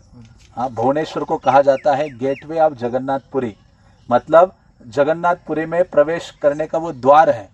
जिसको भी आना है वो गेट से गुजरना होगा। हाँ, भुवनेश्वर से। इसलिए भक्ति सिद्धांत महाराज जब जगन्नाथपुरी जाते थे तो मानो कई बार वो ट्रेन से जगन्नाथपुरी पहुंचते थे तो भुवनेश्वर में आते ही प्लेटफॉर्म में ही प्रणाम मारते थे, दंडवत। कहते ये गेटवे है, या शिव जी को दंडवत मारते थे कि इनकी परमिशन से हम अंदर घुस रहे हैं। तो शिव जी वहाँ निवास करते हैं नज़दीक भगवान के, और वहाँ चौकीदार है। तो ऐसे चैतन्य महाप्रभु यहाँ आते हैं, काशी में पहुँच जाते हैं। काशी में आकर मणिकर्णिका जो घाट है वहाँ स्नान करते हैं। और स्नान करते करते चैतन्य महाप्रभु, बल्कि यही वर्णन चैतन्य मंगल में आया है। मैं कल इसी सीक्वेंस को पढ़ रहा था या ट्रांसलेट कर रहा था, तो उसमें आया है कि चैतन्य महाप्रभु जब काशी में आए तो जाकर सर्वप्रथम काशी विश्वनाथ का दर्शन किया और उनका गुणगान किया चैतन्य महाप्रभु ने। और यहाँ कृष्णदास कविराज कहते हैं, सही काले तपन मिश्र करे गंगा स्नान, प्रभु देखी हैलतार कुछो विस्मय ज्ञान। तो चैतन्य महाप्रभु ने जब स्नान किया और वो स्नान कर ही रहे थे, उसी समय उनको एक भक्त ने देखा। वो भी स्नान करने के लिए उसी समय आए थे, जिनका नाम था तपन मिश्र। और तपन मिश्र महाप्रभु को देखकर आश्चर्यचकित हो गए। पूर्वेशु नियाची प्रभु करिया छिन संन्यास, निश्चय करिया है लव हृदय उल्लास। बल्कि तपन मिश्र ने सुना था कि चैतन्य महाप्रभु ने, या निमाय पंडित, उनको ये नाम पता नहीं था उनका, चैतन्य महाप्रभु उनका क्या नाम से जानते थे शुरुआत में? निमाय पंडित। क्योंकि चैतन्य महाप्रभु, आपको याद होगा चैतन्य लीला में चैतन्य महाप्रभु गया जाने से पहले, अपने पिता का पिंडदान करने से पहले एक यात्रा की थी पूर्वी बंगाल की ओर। अभी जो बांग्लादेश है उस तरफ चैतन्य महाप्रभु गए थे और अपनी माता को कहा था कि अभी मैं इतना विद्वान हूँ, जाता हूँ, थोड़ा सा भ्रमण करता हूँ और कई सारे बच्चों को पढ़ाकर धन अर्जन करके आपको ला कर देता हूँ, ऐसे अपनी माँ को कहा था। और चैतन्य महाप्रभु पूर्वी बंगाल गए तो वहाँ ये ब्राह्मण बहुत विद्विग्न था। ये जो तपन मिश्र, ये जो ब्राह्मण है, बहुत नॉलेजेबल थे, सब शास्त्रों को पढ़ा था, लेकिन वो इस कंक्लूजन में नहीं पहुंच रहे थे कि जीवन का लक्ष्य क्या है और उस लक्ष्य को कैसे प्राप्त करना चाहिए। ये चीज नहीं, वो कंक्लूड नहीं कर पा रहे थे, समझ नहीं पा रहे थे। तो जब पता चला, क्योंकि चैतन्य महाप्रभु जब पूर्वी बंगाल गए निमाय पंडित, तो हजारों बच्चे आ गए कि नहीं, हम पढ़ेंगे तो निमाय पंडित से ही पढ़ेंगे। सब ने उनसे पढ़ाई की और कई सारा उनको दक्षिणा दिया, धन दिया, सोना दिया, चांदी दिया, सामान दिया। और ये तपन मिश्र भी, ये ब्राह्मण आ गए, आकर इनके चरणों में गिरे। बल्कि उनको स्वप्न आया था तपन मिश्र को कि अभी बंगाल में एक ब्राह्मण आया है निमाय पंडित, तुम उनके पास जाओ, उनके चरणों में गिरो, तब तुम्हारे ये 2 प्रश्नों के उत्तर मिल सकते हैं कि जीवन का लक्ष्य क्या है और उस लक्ष्य को कैसे प्राप्त किया जा सकता है। तो ये तपन मिश्र आते हैं दौड़कर चैतन्य महाप्रभु के चरणों में गिरते निमाय पंडित के, और वो कहते कि मेरे 2 प्रश्न हैं। तब चैतन्य महाप्रभु ने कहा, हाँ, जीवन का लक्ष्य है कृष्ण प्रेम, और उसको प्राप्त करने के लिए क्या माध्यम है? हरे कृष्णा कृष्णा कृष्ण, जोर से हरे राम राम राम हरे हरे। तब तपन मिश्र ने कहा, अभी रहूंगा तो इन्हीं के साथ रहूंगा, इनका साथ छोड़ के नहीं जाऊंगा। इनकी हालत वो लोकनाथ गोस्वामी जैसी हो गई, जैसे मैंने उस दिन बताया था। तपन मिश्र को देखो महाप्रभु की क्या योजना है। बल्कि लोकनाथ गोस्वामी को वृंदावन भेजा और कहूंगा मैं आकर तुम्हें मिलूंगा। आप आगे सबसे एंड में देखेंगे कि लोकनाथ गोस्वामी को कभी मिल ही नहीं पाते महाप्रभु, वो पहले और आखिरी भेंट थी उनकी। जब महाप्रभु यहाँ आए तो वो महाप्रभु को ढूंढने दूसरी जगह पहुंचे। जब पता चला कि महाप्रभु इस सिटी में है तो वहां जब पहुंचते तो महाप्रभु किसी और जगह चले जाते। तो इस प्रकार से वो मिल नहीं पाए। तो तपन मिश्र को वहां महाप्रभु ने कहा, तुम अभी मेरे साथ तो नहीं रह सकते, लेकिन तुम जाकर वाराणसी काशी में जाकर रहो। देखो, महाप्रभु ने संन्यास भी नहीं लिया था। कहते तुम्हारे द्वारा ना मुझे एक बड़ी सेवा करवानी, अभी तुम चले जाओ। शादी शायद हुई थी या नहीं हुई थी तपन मिश्र की। तो तपन मिश्र को वहां से यहाँ भेजा, क्योंकि चैतन्य महाप्रभु को आकर इनके घर में निवास करना था और इनके जो बालक था उसको 6 गोस्वामियों से 1 गोस्वामी बनवाना था। और वो क्या थे? रघुनाथ भट्ट गोस्वामी। हाँ, इनके जो पुत्र हुए, यह वर्णन आता है। सोचो, महाप्रभु मतलब जहां भी यात्रा की है ना, महाप्रभु ने भक्तों को हीरे जैसे चुन चुन के लेके आता है ना। दक्षिण भारत से रामानंद राय को उठाया, ये वृंदावन जाते जाते पहली यात्रा में रूप सनातन को निकाल दिया, और ये तपन मिश्रों को तैयारी कर दिया कि एक संतान उत्पन्न करो और वो एक महान भक्त बनेगा, रघुनाथ भट्ट गोस्वामी। तो इस प्रकार से ये रघुनाथ तपन मिश्र ने देखा महाप्रभु स्नान कर रहे हैं, तो कहते आश्चर्यचकित हो गए, बल्कि उन्होंने ये सुना था कि निमाई पंडित ने संन्यास ले लिया है, और तब ये आनंदित होते हैं महाप्रभु को देखकर, और जाकर चैतन्य महाप्रभु के चरण पकड़ते हैं, क्रंदन करने लगते हैं, और चैतन्य महाप्रभु उनको उठाते हैं, उनका आलिंगन करते हैं। और तपन मिश्र और क्या करते हैं, चैतन्य महाप्रभु को लेकर काशी विश्वनाथ का जो मंदिर है उसमें ले जाते हैं, और उनका दर्शन करते हैं चैतन्य महाप्रभु, और उसके पश्चात बिंदु माधव का भी वो दर्शन करते हैं। तो इस प्रकार से चैतन्य महाप्रभु को लेकर जो ये तपन मिश्रा है अपने घर में ले जाते हैं, और उनकी सेवा करते हैं, और इतने आनंदित हो जाते हैं कि तपन मिश्रा अपने ऊपर के कपड़े निकालकर ऐसे घुमा घुमा के नाचने लगते हैं कि आज तो उत्सव है। हाँ, मानो चैतन्य महाप्रभु घर में आए हैं, जैसे होता है ना। हाँ, कुछ बड़ी चीज हमने हासिल की पता नहीं, लेकिन गाँव में ऐसे मस्ती में बहुत नाचते थे। हाँ, जब आबास मौज में मानो कोई बड़ी चीज हुई है, तो उसी प्रकार से तपन मिश्र इतने बड़े थे। हाँ, लेकिन उनके घर में आज चैतन्य महाप्रभु आए, उनकी उन्होंने सेवा की, और ये अपने वस्त्रों को ऊपर लहराकर वो नृत्य करने लगे। तो ऐसे चैतन्य महाप्रभु के चरण कमलों को उन्होंने धोया, और उनके चरण पादक जो जल है उसको उनके सभी परिवार के भक्तों ने पान किया, और उनकी पूजा आदि की, और बलभद्र भट्टाचार्य को भी सम्मान दिया, उनकी भी पूजा की। हाँ, तो ये दो चीजें हैं। हाँ, केवल महाप्रभु का ही नहीं बल्कि उनके भक्तों का भी आदर सम्मान उन्होंने किया था। प्रभु रे निमंत्रण करी घरे भिक्षा दिल, बलभद्र भट्टाचार्य पाक कराइल। तो बलभद्र भट्टाचार्य ने उस दिन कुकिंग किया था, और उनके घर ही उन्होंने प्रसाद ग्रहण किया। भिक्षा करी महाप्रभु करिला शयन, मिश्र पुत्र रघु करे पाद सम्माहन। तो तपन मिश्र के पुत्र कौन थे?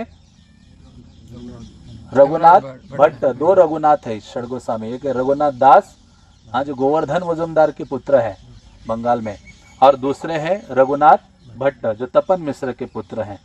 हाँ, तो ऐसे जब महाप्रभु ने प्रसाद लिया, और चैतन्य महाप्रभु छोटे थे, चैतन्य महाप्रभु ने यंग थे, शयन किया, तो उन्होंने उनके चरण मसाज आदि किए, महाप्रभु के लिए उन्होंने सेवा प्रदान की। प्रभु रशेषन्न मिश्र संवर्ष खाइला, प्रभु आइला सुनी चंद्रशेखर आइला। तो ये जो चंद्रशेखर है दूसरे एक भक्त, वो भी आ गए चैतन्य महाप्रभु से मिलने के लिए, और चैतन्य महाप्रभु के द्वारा जो उच्चिष्ट ये भोजन है ये इन सब ने ग्रहण किया। और चैतन्य महाप्रभु ये चंद्रशेखर को पहले से ही जानते थे, और चंद्रशेखर ये जाति से वैद्य थे, लेकिन वाराणसी में आकर वो मुनिम, हाँ, जो लिखा पढ़ी का काम है वो किया करते थे। आसी प्रभु पदे पड़ी करे नरोदान, प्रभु उठी तारे कृपाय कैला अलिंगन। चंद्रशेखर आया और चैतन्य महाप्रभु के चरणों को पकड़ा, चैतन्य महाप्रभु ने उनको उठाया और उनका आलिंगन किया। चंद्रशेखर ने कहा कि हे प्रभु, आपने मेरे ऊपर बहुत बड़ी कृपा की है, क्योंकि मैं आपका बहुत पुराना सेवक हूँ, और आप मुझे दर्शन देने के लिए यहाँ आए हो काशी। आपन प्रारब्ध वसी वाराणसी स्थाने, माया ब्रह्म शब्द विना नाही सुने काने। कहते वाराणसी में तो तीन ही शब्द सुनाई देते हैं, हाँ, दो ही शब्द सुनाई देते हैं, क्या है? माया और ब्रह्म। कहते या कृष्ण, कृष्ण नाम, कृष्ण कथा, कृष्ण के जो धाम है, कृष्ण के गुण लीला आदि ये सब सुनाई नहीं देता। और वैसे ही है, हाँ, ये लोग उसी में पड़े रहते हैं। लेकिन आजकल ये मायावादी भी लोग क्या कर रहे हैं, भागवत आदि पर भी भागवत कथाएं कर रहे हैं। बड़े बड़े जो टॉप मोस्ट मायावादी है आजकल, वो भी उसी पे पूरा जोर लगा रहे हैं, लेकिन उसमें भी वो माया ब्रह्म बीच में करते रहते हैं, कृष्ण का गुणगान करते हैं। तो इस प्रकार से कहते हैं कि ऐसा हमारा दुर्भाग्य है कि वाराणसी में हम केवल यही सुन रहे हैं, माया और ब्रह्म, कोई शब्द हमारे कान में नहीं जा रहे हैं। और यहाँ सब लोग चर्चा करते भी है तो षड दर्शन, हाँ, की चर्चा करते हैं, परंतु कोई ऐसा श्रवण नहीं होता है। लेकिन ये जो है तपन मिश्र, ये मेरे ऊपर कृपा करते हैं, और ये क्या करते हैं, मोरे सुनान कृष्ण कथा, कि ये जो है मुझे क्या सुनाता है, कृष्ण कथा। एक्चुअली कृष्ण कथा सुनने में जिसकी रुचि हो गई ना, वो भगवत धाम पहुंच गया, कुछ और नहीं चाहिए, समझो। बस श्रवण कृष्ण के बारे में जो कानों के द्वारा सुनने के लिए बहुत लालायित हो गया, जो बस कुछ भी एक दिन नहीं सुनूंगा पागल हो जाऊंगा। ऐसे होता है ना, कुछ लोग एक दिन सिगारेट या बीड़ी नहीं पियेंगे तो पागल हो जाते हैं। हाँ, उनको टॉयलेट नहीं होती, सुबह ही चाहिए होती है, तम्बाकू वगैरह होता है ना, कई ऐसे पागल लोग हैं। तो उसी प्रकार से जो भक्त है, मतलब कृष्ण कथा आज नहीं सुनी तो मतलब पागल हो जाना चाहिए। इसलिए तो महाप्रभु ने चैतन्य चरितामृत में कई लोगों को भाग्यवान कहा गया है। जैसे माधवेंद्र पुरी को भाग्यवान शब्द यूज किया है महाप्रभु ने, और दूसरा शब्द यूज किया है राजा प्रताप रुद्र को भी यूज किया है। क्यों? माधवेंद्र पुरी को इसलिए किया कि ये 3 बार भगवान ने आकर आदेश दिया, कहते ऐसा संभव नहीं है। हाँ, स्वप्न में आए और उनकी सेवा के लिए, तो कहते माधवेंद्र पुरी के समान भाग्यवान नहीं त्रिभुवन है, त्रिभुवन में माधवेंद्र पुरी के समान भाग्यवान नहीं है। दूसरा यूज किया ये भाग्यवान शब्द चैतन्य महाप्रभु ने राजा प्रताप रुद्र को कहते हैं, क्योंकि जब ये रामानंद राय महाप्रभु जब उनको मिले थे ना वहाँ राजमुंद्री में, वहाँ गोदावरी के उस पार जो स्थान है वहाँ मिले, और वो सब रामानंद राय और का संवाद हम सुनते हैं। तो महाप्रभु ने कहा बस अभी तुम ना यहाँ से आ ही जाओ, और हम दोनों जगन्नाथपुरी में रहेंगे, केवल कृष्ण बचा हुआ जो जीवन है ना जगन्नाथपुरी धाम में रहेंगे और कृष्ण कथा सुनते हुए अपना जीवन बिताएंगे, बस आ जाना तुम। तो ये आदेश सोचकर गवर्नर थे वो आ गए, यहाँ आए, और क्योंकि राजा के सेवक थे प्रताप रुद्र के, तो रामानंद राय ने ये सबसे पहले राजा प्रताप रुद्र को कहा कि प्रभु महाप्रभु ने कहा है कि बस अभी जाओ ने अपनी सेवा करने, वो गवर्नर का काम छोड़ के उनके साथ ही रहना है कृष्ण कथा करते हुए। तो वो कहते रामानंद राय कहते, जब मैंने बोला ना कि महाप्रभु ने कहा है और महाप्रभु के संग में रहना कृष्ण कथा के लिए, तो कहते राजा प्रताप रुद्र बहुत आनंदित हो गए, बहुत हर्षित हो गए। प्रताप रुद्र ने कहा तुम्हें जो सैलरी मिल रहा था ना वो भी मिलेगा, और पेंशन भी मिलेगा, डबल मिलेगा, क्योंकि तुम अभी क्या हो रहे हो, महाप्रभु के साथ रहने जा रहे हो। तो ये जब महाप्रभु ने सुना कि रामानंद राय ने प्रताप रुद्र के बारे में ऐसे कहा है, कि रामानंद राय ये सुन के आनंदित हो गए। हाँ, तो महाप्रभु ने कहा क्योंकि राजा प्रताप रुद्र भाग्यवान है। क्यों? क्योंकि तुम्हारे जैसे भक्त से वो प्रेम रखता है। हाँ, कहते हैं कि यही उसकी योग्यता है, इसी एक गुण से वो कृष्ण उसका उद्धार करेंगे। वो प्यार में भूल गया, वो यही उसकी योग्यता के कारण कृष्ण उसके ऊपर अपनी कृपा करेंगे। क्या? कि वो भक्तों से प्रीति रखता है। तो यही है। और तीसरी चीज महाप्रभु बोलते हैं, चैतन्य चरितामृत में भाग्यवान शब्द यूज हुआ है। चैतन्य महाप्रभु गंभीरा में थे, और जब गंभीरा में थे तो वो आया एक ब्राह्मण प्रद्युम्न मिश्र आए उनके पास, कृष्ण कथा सुनते हाय मन। कहते अभी क्या हो गया महाप्रभु, मेरा ना मन अभी कृष्ण कथा सुनने के लिए बहुत ज्यादा कर रहा है। डायरेक्ट चैतन्य महाप्रभु के पास आकर, तो चैतन्य महाप्रभु, क्योंकि वो जानते थे कि इन्होंने बहुत कृष्ण कथा सुना है। किससे सुना है? रामानंद राय से सुना है। हाँ, वहाँ बहुत सुना ना महाप्रभु ने, कितना दिन, 7 दिन शायद चल रहा था वहाँ। कहते महाप्रभु के पास आए और कहते कि हे महाप्रभु, मुझे कृष्ण कथा सुनने का बहुत मन कर रहा है, आप कृष्ण कथा सुनाइए। चैतन्य महाप्रभु कहते आमे कृष्ण कथा नहीं जानी, मैं कृष्ण कथा नहीं जानता हूँ, लेकिन मैं एक ऐसे भक्तों को जानता जो बहुत कृष्ण कथा करता है रामानंद राय।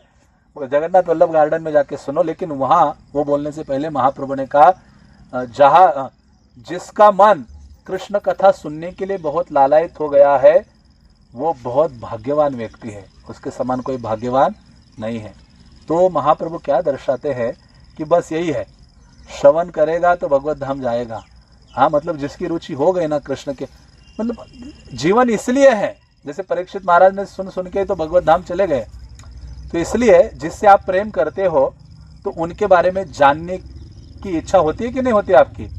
जब हम जिससे प्रेम करते हो और उनके बारे में सुनने का मन ही नहीं करता, इसका मतलब ईर्ष्या और द्वेष है।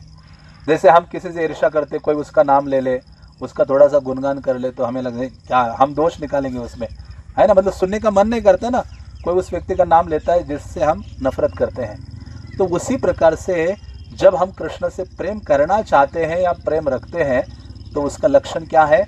हम अधिक से अधिक कृष्ण के बारे में सुनना चाहेंगे, ज़्यादा से ज़्यादा सुनना चाहेंगे। और यही है सीक्रेट, आध्यात्मिक जीवन का यही सीक्रेट है, मन को कृष्ण में लगाने का, कि भगवान के बारे में अधिक से अधिक सुनो। आप देखो, जब आप भगवान के बारे में प्रयास करो, दिन भर सुनते रहो ध्यान से, तो आप देखोगे, लगेगा कि आप ये 3 गुण मेरे सामने कुछ भी नहीं है, सतोगुण से भी ऊपर अनुभव करेंगे। रजोतम गुण ऐसे लगेगा क्या है, हाँ, निम्नवत लगेंगे। इसलिए सुनना, इसलिए तो भागवत की रचना क्यों की गई है?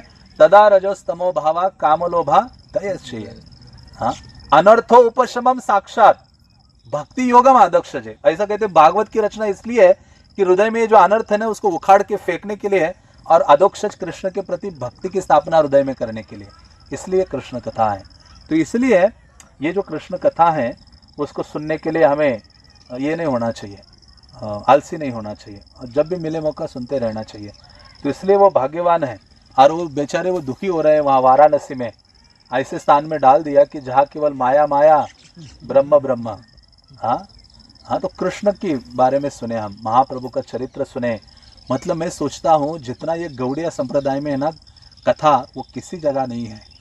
जितनी कृष्ण कथा हमारे पास है ना, जितने हम रिच हैं, कोई नहीं इतना धनवान। हाँ, ये कई बार ये हमारा दुर्भाग्य है कि हम उसमें नहीं घुस रहे हैं, जान नहीं पा रहे हैं। लेकिन इतना भंडार किसी संप्रदाय के पास नहीं है जो चीज़ हमारे पास है, और जो चीज़ हमारे आचार्यों ने, हमारे वर्तमान आचार्य है प्रभुपाद आदि प्रीवियस आचार्य ने इतना भंडार खोल दिया है, मतलब आप सोच नहीं सकते। तो क्यों नहीं, ये जीवन उसमें घुसने के लिए, डूबने के लिए है। तो कब डूबेंगे? हाँ, जब मृत्यु दरवाजा खटखटाई तब सोचेंगे नहीं डूबने का टाइम आ गया नहीं नरक में जाने का टाइम आ गया। उससे पहले डूब के अपने आप को रंगित कर दो। हाँ, तो ये चीज़ है। इसलिए वो जीवित थे। वो चंद्रशेखर कहते हैं कि आपने ये तपन मिश्र एक भक्त भेजा जो क्या, जिससे क्या करता था, मुझे कृष्ण कथा सुनाता था। हाँ, निरंतर दुहे चिंती तुम्हारा चरण, सर्वज्ञ ईश्वर तुम्हें दिला दर्शन। तो उन्होंने कहा हम सदैव आपका स्मरण करते थे, इसलिए आपने कृपा किया और हमें दर्शन देने के लिए आप यहाँ पहुँचे हैं। हाँ, तो भगवान, हम किसी भी स्थिति में कहा भी हो ना, तो भक्तों के माध्यम से हमारा भगवान ध्यान रखते हैं। सुनि महाप्रभु जाबेन श्री वृंदावने, दिनकत रहितार भृत्य द्विजने। तो उन्होंने कहा कि हमने सुना है कि आप वृंदावन जा रहे हैं, तो कृपया हमारा उद्धार करने के लिए आप क्या कीजिए, थोड़ा वाराणसी में यहाँ रुकिए, क्योंकि हम भी तो आपके सेवक हैं, हम दोनों भी आपके सेवक हैं। मिश्र कहे प्रभु जावत काशी ते रहिबा, मोर निमंत्रण बिना अन्य नामानि बा। तो तपन मिश्र ने कहा, हे प्रभु, जब तक आप काशी में रहेंगे तब तक निमंत्रण किसका स्वीकार करेंगे? मेरा ही। किसके घर में प्रसाद पाएंगे? मेरे ही घर में। जैसे जगन्नाथपुरी में थे ना चैतन्य महाप्रभु, तो ये सार्वभौम भट्टाचार्य सबसे चालाक व्यक्तित्व थे। वो चैतन्य महाप्रभु कहते थे पूरे साल भर मेरे घर में प्रसाद लेना। और कैसे वो अलग जितने भी सन्यासी थे ना, सबको आमंत्रित करके वो महाप्रभु के संग में आने के लिए उनका बारी लगा दिया। हाँ, मतलब तो इसलिए वो हमेशा महाप्रभु को अपने घर में प्रसाद के लिए बुलाते थे। यही मत महाप्रभु दुय भृत्य रवशे, इच्छा नाई तबु तथा रहिला दिन दशे। तो महाप्रभु अपने भक्तों के वश में है। हाँ, उन भक्तों के सेवा और प्रेम के वश में होने के कारण वाराणसी में 10 दिन चैतन्य महाप्रभु रहे, और उन्होंने दूसरी कोई योजना नहीं बनाई। और तब चैतन्य महाप्रभु को एक महाराष्ट्रियन ब्राह्मण मिलने आता है, जिसका वर्णन यहाँ करते हैं कृष्णदास कविराज। तो मैं कंटिन्यू करूँ आगे, या थक गए आप लोग? नहीं। हाँ, ठीक है। अभी तो पहुँचे नहीं आप, अभी बस ये महाराष्ट्रियन ब्राह्मण बोल के जाएगा ना, तब महाप्रभु वृंदावन पहुँचेंगे। महाराष्ट्र ब्राह्मण को बोलने दो अभी। बैठे महाराष्ट्र दोनों है। मैं तो ब्राह्मण नहीं हूँ। महाराष्ट्रीय विप्राय से प्रभु देखी बारे, प्रभुर रूप प्रेम देखी है चमत्कारे। तो अभी वहाँ तपन मिश्र के घर में एक महाराष्ट्रियन ब्राह्मण आता है चैतन्य महाप्रभु को देखने के लिए। और चैतन्य महाप्रभु का जो रूप आदि देखकर, हाँ हो, क्योंकि चैतन्य महाप्रभु का शरीर कृष्ण प्रेम प्रकट कर रहा था। उनका अद्भुत सौंदर्य को देखकर वो चकित हो जाता है। विप्रसभ निमंत्रय प्रभु नाही माने, प्रभु कहे आजी मोर हैया छे निमंत्रणे। क्योंकि कई ब्राह्मण आते थे महाप्रभु को आमंत्रित करने के लिए भोजन के लिए, और वो किसी का निमंत्रण स्वीकार नहीं करते थे। चैतन्य महाप्रभु कहते थे मुझे पहले से आमंत्रण है प्रसाद के लिए। यही मत प्रतिदिन करे न वंचन, सन्यासी संग भय नामानि निमंत्रण। 2 चीजें थी उसमें। एक था कि उनको प्रसाद किसके घर में लेना था? तपन मिश्र के, क्योंकि उनके प्रेम के वश में थे। और दूसरा एक कारण था, क्योंकि जो भी ब्राह्मण बुलाता था भोजन के लिए, वो अकेले सन्यासी को नहीं, और भी सन्यासी आते थे, और भी सन्यासियों को बुलाता था और सारे मायावादी होते थे। तो महाप्रभु ने कहा अभी नहीं जाना है मुझे, वो बाकी मायावादी होंगे, वो माया ब्रह्म करते रहेंगे और फिर उनके संग में नहीं जाऊंगा। इसलिए वो भय था महाप्रभु को, संगति से डरते थे मायावाद। हाँ। प्रकाशानंद श्रीपाद सभा तेवसिया वेदांत पढ़ान बहु शिष्य गणलैया। तो ये जो महाराष्ट्रियन ब्राह्मण है वो कहता है कि वह ये प्रकाशानंद नामक एक सन्यासी हैं जो अपने सारे अनुयायियों की सभा में क्या करते हैं, वेदांत दर्शन का अध्ययन कराते हैं। एक विप्र देखी आयला प्रभु व्यवहार, प्रकाशानंद आगे कहे चरित्र तहार। तो जब ये प्रकाशानंद सरस्वती अपने सारे मायावादी सन्यासियों को पढ़ा रहे थे वेदांत आदि या जो मायावादी सिद्धांत है, उस समय उस प्रकाशानंद सरस्वती के पास एक ब्राह्मण आया जिसने चैतन्य महाप्रभु को देखा था। अभी समझ में आया, दो चीजें हो रही है, महाराष्ट्रीय ब्राह्मण वहां बोल रहे हैं महाप्रभु को और ये चीज बता रहा है। तो एक सन्यासी आयले जगन्नाथ है ते तहार महिमा प्रताप नापा रिवर्णिते।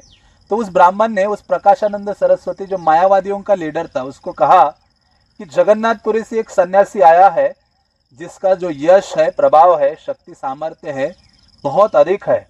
सकल देखिए ताते अद्भुत कथन, प्रकांड शरीर शुद्ध कांचन वरन। उन्होंने कहा कई सन्यासी हमने देखे लेकिन ये सन्यासी बिल्कुल ही अलग है, निराला है, जिसका शरीर सुगठित है, अत्यंत अलंकृत है और विशुद्ध सोने के समान उसका वर्ण है और उसकी जो भुजाएं हैं वो घुटने तक लंबी है, अजानुलंबित भुजा। महाप्रभु को कहा जाता है ना, अजानुलंबित भुजो कनकावदातो संकीर्तनैक पितरो कमलायताक्षो। हाँ, इसकी शुरुआत चैतन्य भागवत की इसी श्लोक से करते हैं वृंदावन दास ठाकुर। वो कहता है कि अजानुलंबित भुजाएं हैं, कमल के समान उनकी आंखें हैं और भगवान के सारे लक्षण उस ब्राह्मण उस सन्यासी में नजर आ रहे हैं। ताहा देखी ज्ञान हाय यही नारायण, जय तारे देखे करे कृष्ण संकीर्तन।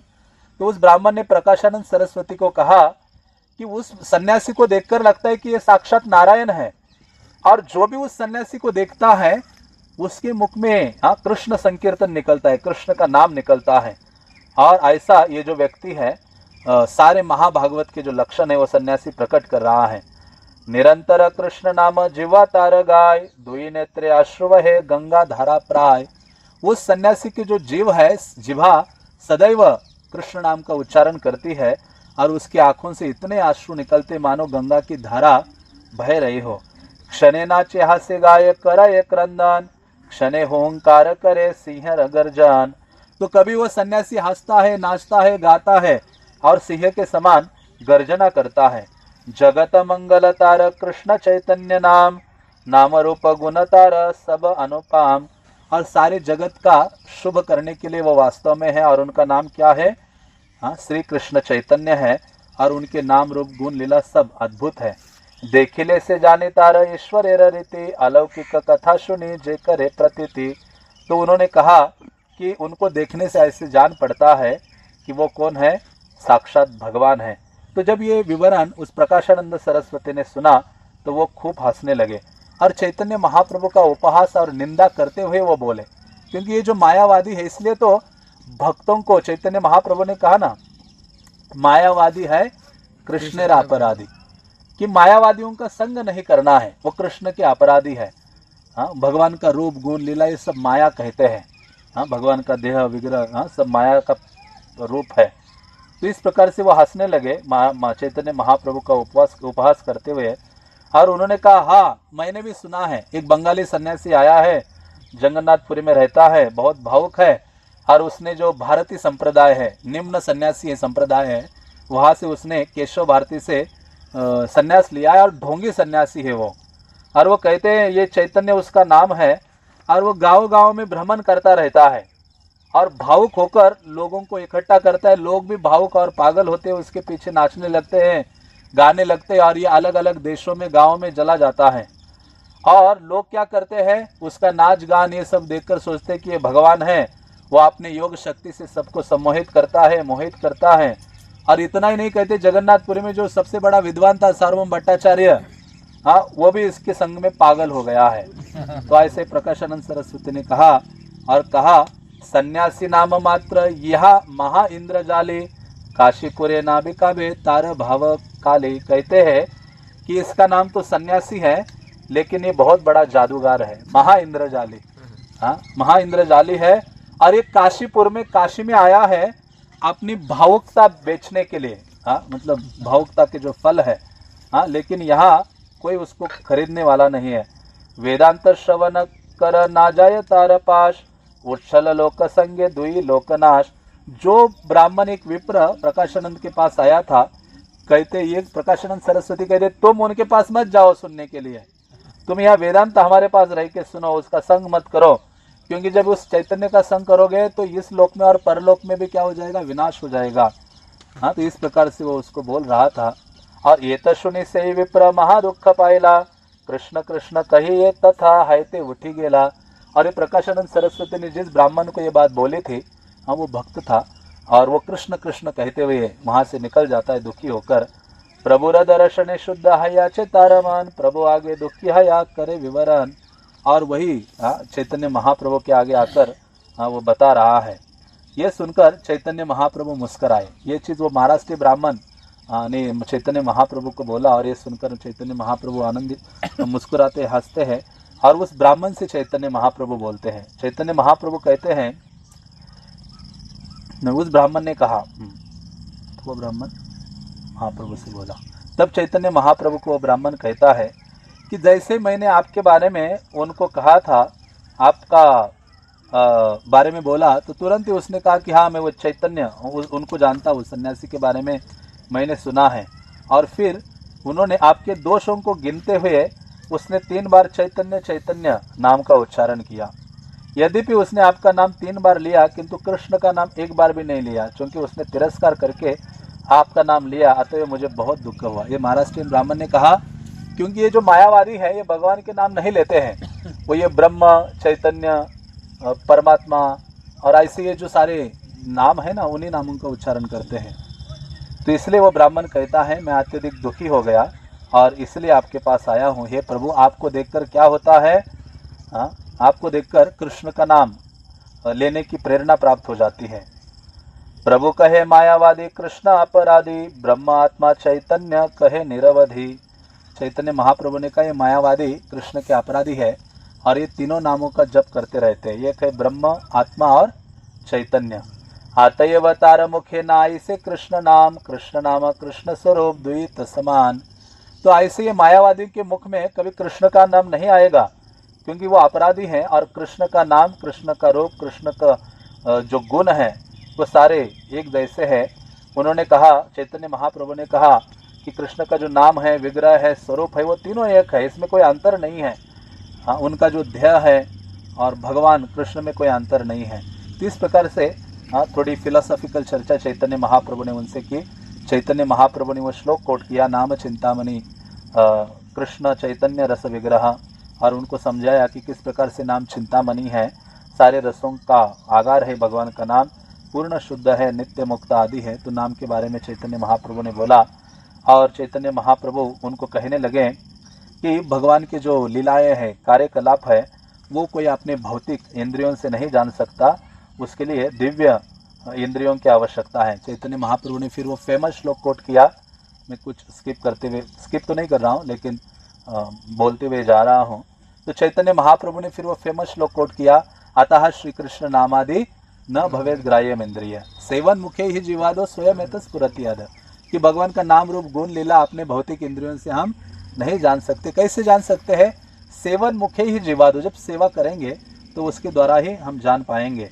तो इस प्रकार से चैतन्य महाप्रभु उनको समझाते हैं कि कृष्ण की जो लीलाएं हैं वो दिव्य हैं, और जो ब्रह्मवादी हैं, जो शुकदेव गोस्वामी आदि है, आत्माराम मुनिगण हैं, वो भी, या 4 कुमार हैं, तुलसी के गंध से भी वो कृष्ण के चरण कमलों के प्रति आकर्षित हो गए थे। तो इस प्रकार से चैतन्य महाप्रभु ने उनको समझाया कि ये जो कृष्ण का नाम रूप गुण लीला है, इतने शक्तिशाली है, इतने आस्वादनीय है कि ब्रह्मवादी भी, ये सब लोग उससे आकर्षित हो जाते हैं।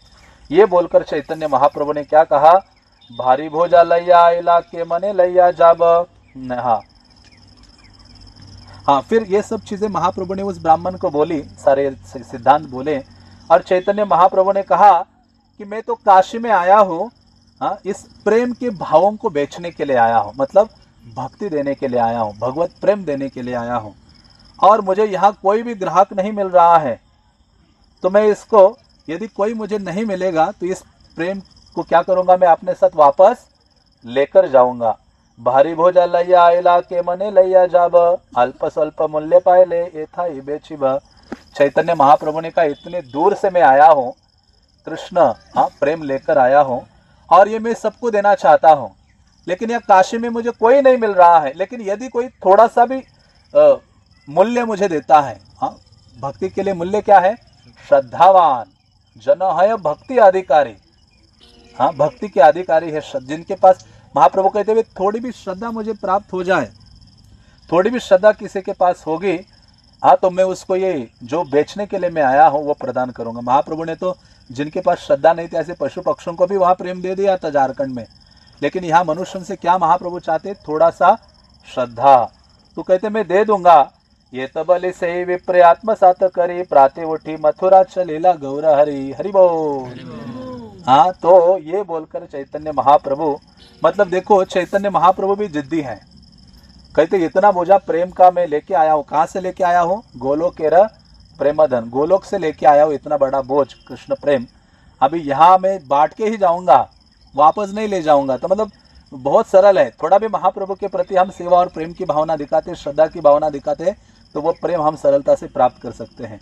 इसलिए महाप्रभु ने कहा, अल्प स्वल्प मूल्य पायले यथाएं बेचिबा, मतलब थोड़ा भी मुझे कोई मूल्य देगा तो मैं यहाँ दे दूंगा। जैसे प्रभुपाद ने कहा ना, भगवत प्रभुपाद शायद सीढ़ियाँ उतर रहे थे, वो पास टाइम डिवोटीज कहते हैं, प्रभुपाद ने लेक्चर में कहा कि नहीं 100% कृष्ण भावना भावित होंगे तभी भगवत धाम जा सकते हैं। तो प्रभुपाद सीढ़ी से उतरे तो भक्त लोग कहते थोड़े नाराज होकर, अभी इतना तो हमारे लिए पॉसिबल नहीं है। प्रभुपाद कहते 90% होंगे तो जा सकते हैं, फिर 70%, ऐसे कुछ बोला ना, प्रभुपाद नीचे नीचे आ गए। तो मतलब कि अल्प थोड़ा भी प्रभुपाद वैष्णव गुरुजनों के प्रति सर्व सेवा करते हो आप, हाँ, तो उससे आपको सदगति प्राप्त हो सकती है। तो उसी प्रकार से महाप्रभु ये देने के लिए आए हैं प्रेम, वो वापस ले जाने के लिए नहीं आए हैं। तो ये सबको देंगे। ये तबले से ही विप्र, तो ये सुनकर वो विप्र चकित हो गया और उन्होंने ये बात स्वीकार की चैतन्य महाप्रभु की। और अगले दिन चैतन्य महाप्रभु उठे और कहाँ निकले, वाराणसी से डायरेक्ट मथुरा। सही दिन संगे चले प्रभु निषेधिला, दूर है ते 3 जने घरे पाठाइला। तो वो तीनों जन उनके साथ निकले काशी से, नहीं हम आपके साथ ही वृंदावन चलेंगे। कौन 3 जन थे, तपन मिश्र थे, चंद्रशेखर थे और वो महाराष्ट्रियन ब्राह्मण था। हाँ, महाप्रभु ने कहा नहीं आप यहाँ ही रहो। प्रभु रवि रहे तीने एकत्र मिलिया, प्रभु गुण गान करे प्रेम मत हया। तो वो तीनों फिर एक साथ रहे और चैतन्य महाप्रभु की चर्चा करते हुए सदैव प्रेम की भावना में निमग्न रहे। प्रयागे आसिया प्रभु कैल वेणी स्नान, माधव देखिया प्रेमे कैल नृत्य गान। वाराणसी से चैतन्य महाप्रभु प्रयाग पहुंचते हैं और प्रेमावेश में नृत्य आदि करके उन्होंने यमुना नदी में स्नान किया, त्रिवेणी में, और वहाँ माधव के विग्रह का भी दर्शन किया। यमुना देखिया प्रेमे पड़े झाप दिया, आस्ते व्यस्ते भट्टाचार्य उठाया धरिया। तो महाप्रभु का जो प्रेम वृंदावन के प्रति है ना, उसकी कोई तुलना नहीं है। जब वह त्रिवेणी में यमुना को देखा महाप्रभु उसमें कूद पड़े।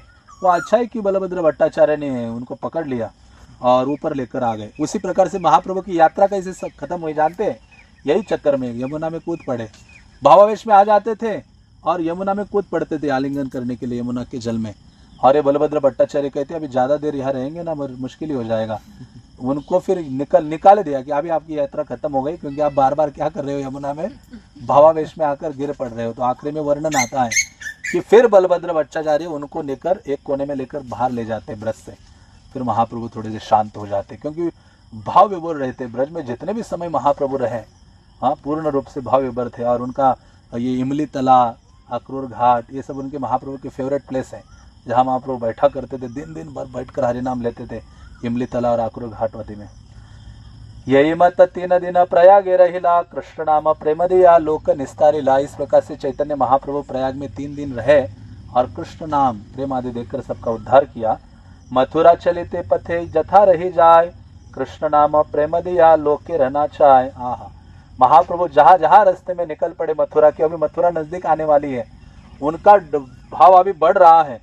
महाप्रभु जाते जाते बीच बीच में रुक जाते और सबको कृष्ण नाम संकीर्तन करते हुए कृष्ण प्रेम प्रदान करते सारे लोग मथुरा के रास्ते में नाचने लगते हैं। पूर्वे जन दक्षिण जाइते लोक निस्तारिला, पश्चिम देशे तैचे सब वैष्णव करिला।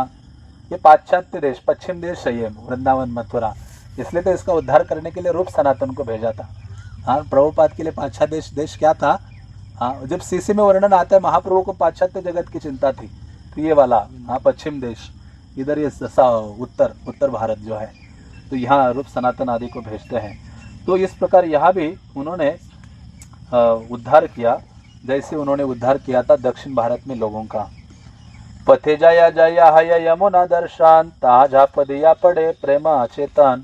अरे रास्ता क्या था यहाँ आने का? यमुना के किनारे किनारे आते थे कि यमुना के किनारे किनारे चलो तो कहाँ पहुंच जाओगे? मथुरा पहुंच जाओगे, वृंदावन पहुंच जाओगे। तो बीच बीच में महाप्रभु भावावेश में आते थे और वो कूदने लगते थे, यमुना में कूद पड़ते थे और कृष्ण प्रेम में आचेत हो जाते थे। मथुरा निकटे आइला मथुरा देखिया, दंडवत हैया पड़े प्रेमाविष्ट हैया। हरि बोल। चैतन्य महाप्रभु का पहला कृत्य है, ब्रज में प्रवेश करते ही महाप्रभु ने क्या किया? दंडवत। और यही रीति है, ब्रज देवी देवता गण यहाँ आने के लिए सदैव व्याकुल रहते हैं। हम सुनते हमेशा शिवजी हैं, वहाँ नंदेश्वर बने हुए हैं, ब्रह्मा हैं, वो पर्वत बने हुए हैं बरसाना में। हाँ, यहाँ मतलब ये शुकदेव गोस्वामी, प्रहलाद, ध्रुव आदि के लिए प्रवेश नहीं है। हाँ, मतलब उनके बस की बात नहीं है। ब्रज तो इन सबसे बहुत परे है। ऐसे कहा शुकदेव गोस्वामी आदि, नारद आदि, इन सबसे ब्रज की भावना मतलब इसकी तुलना नहीं है। तो ऐसे ब्रज में जब आए महाप्रभु और उन्होंने सिखाया कि ब्रज में आना मीन्स क्या है? पदधूलि में, ये ब्रज की रज में लोटपोट हो जाना। हाँ, जैसे आते महाप्रभु ने प्रणाम किया। जैसे अक्रूर ने मथुरा से जब वृंदावन आए तो क्या किया था? सबसे पहले यही किया था। अक्रूर जब संध्या के समय में आए, जब गव्य निकल रही थी, गोधूलि का बेला हो गया था और अक्रूर, मानो प्रभुपाद कहते वृंदावन जाना है, तो अक्रूर का वो चैप्टर पढ़ के जाना कि वृंदावन जाने का क्या भावना है।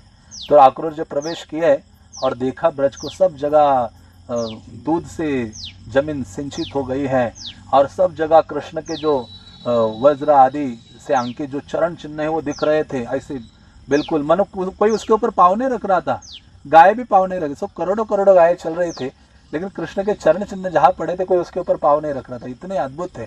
ये जब आए तो उन्होंने, अक्रूर ने ये सब देखा। हाँ, उनकी आंखों से आंसू धारा बहने लगी। तुरंत अपना रथ रोकते हैं और उतर के पूरे उन चरण जहाँ चिन्ह दिख रहे थे ऐसे कृष्ण के, उनको हाथ लगाते हैं, अपने आंसुओं से मानो अभिषेक कर रहे हैं और प्रणाम करते हुए कृष्ण का गुणगान करने लगते। उसी प्रकार से चैतन्य महाप्रभु जब यहाँ आए, मथुरा में देखा ब्रज का ये जो भाग है, आकर उन्होंने प्रेमाविष्ट होकर और दंडवत प्रणाम किया। मथुरा आसिया कैला विश्रांति तीर्थे स्नान, जन्म स्थाने केशव देखी करेला प्रणाम। तो मथुरा में आकर चैतन्य महाप्रभु ने विश्राम घाट, वहां आकर क्या किया? स्नान किया सर्वप्रथम। जैसे मैंने उस दिन भी कहा था, जो भी हमारे वैष्णवगण आते थे, गौड़िया में जो बंगाल और उड़िया दोनों जगह से आते थे, वो सब वैष्णवगण आते ही पहले विश्राम तीर्थ या विश्राम घाट पहुंचते थे और वहाँ स्नान आदि करके फिर ब्रज के एरियाज में आते थे। तो महाप्रभु ने जो ये फॉलो किया है उसी को ये फॉलो करते थे। और उसके बाद चैतन्य महाप्रभु ने स्नान किया और भगवान का जो लीला स्थलीय जन्म स्थान है उसका दर्शन किया और केशव का जो विग्रह है, हाँ, केशव का दर्शन किया। उस समय बहुत केशव बहुत प्रमुख विग्रह हुआ करते थे। प्रेमानंदे नाचे गाय सगन हुंकार, प्रभुर प्रेमावेश देखी लोके चमत्कार।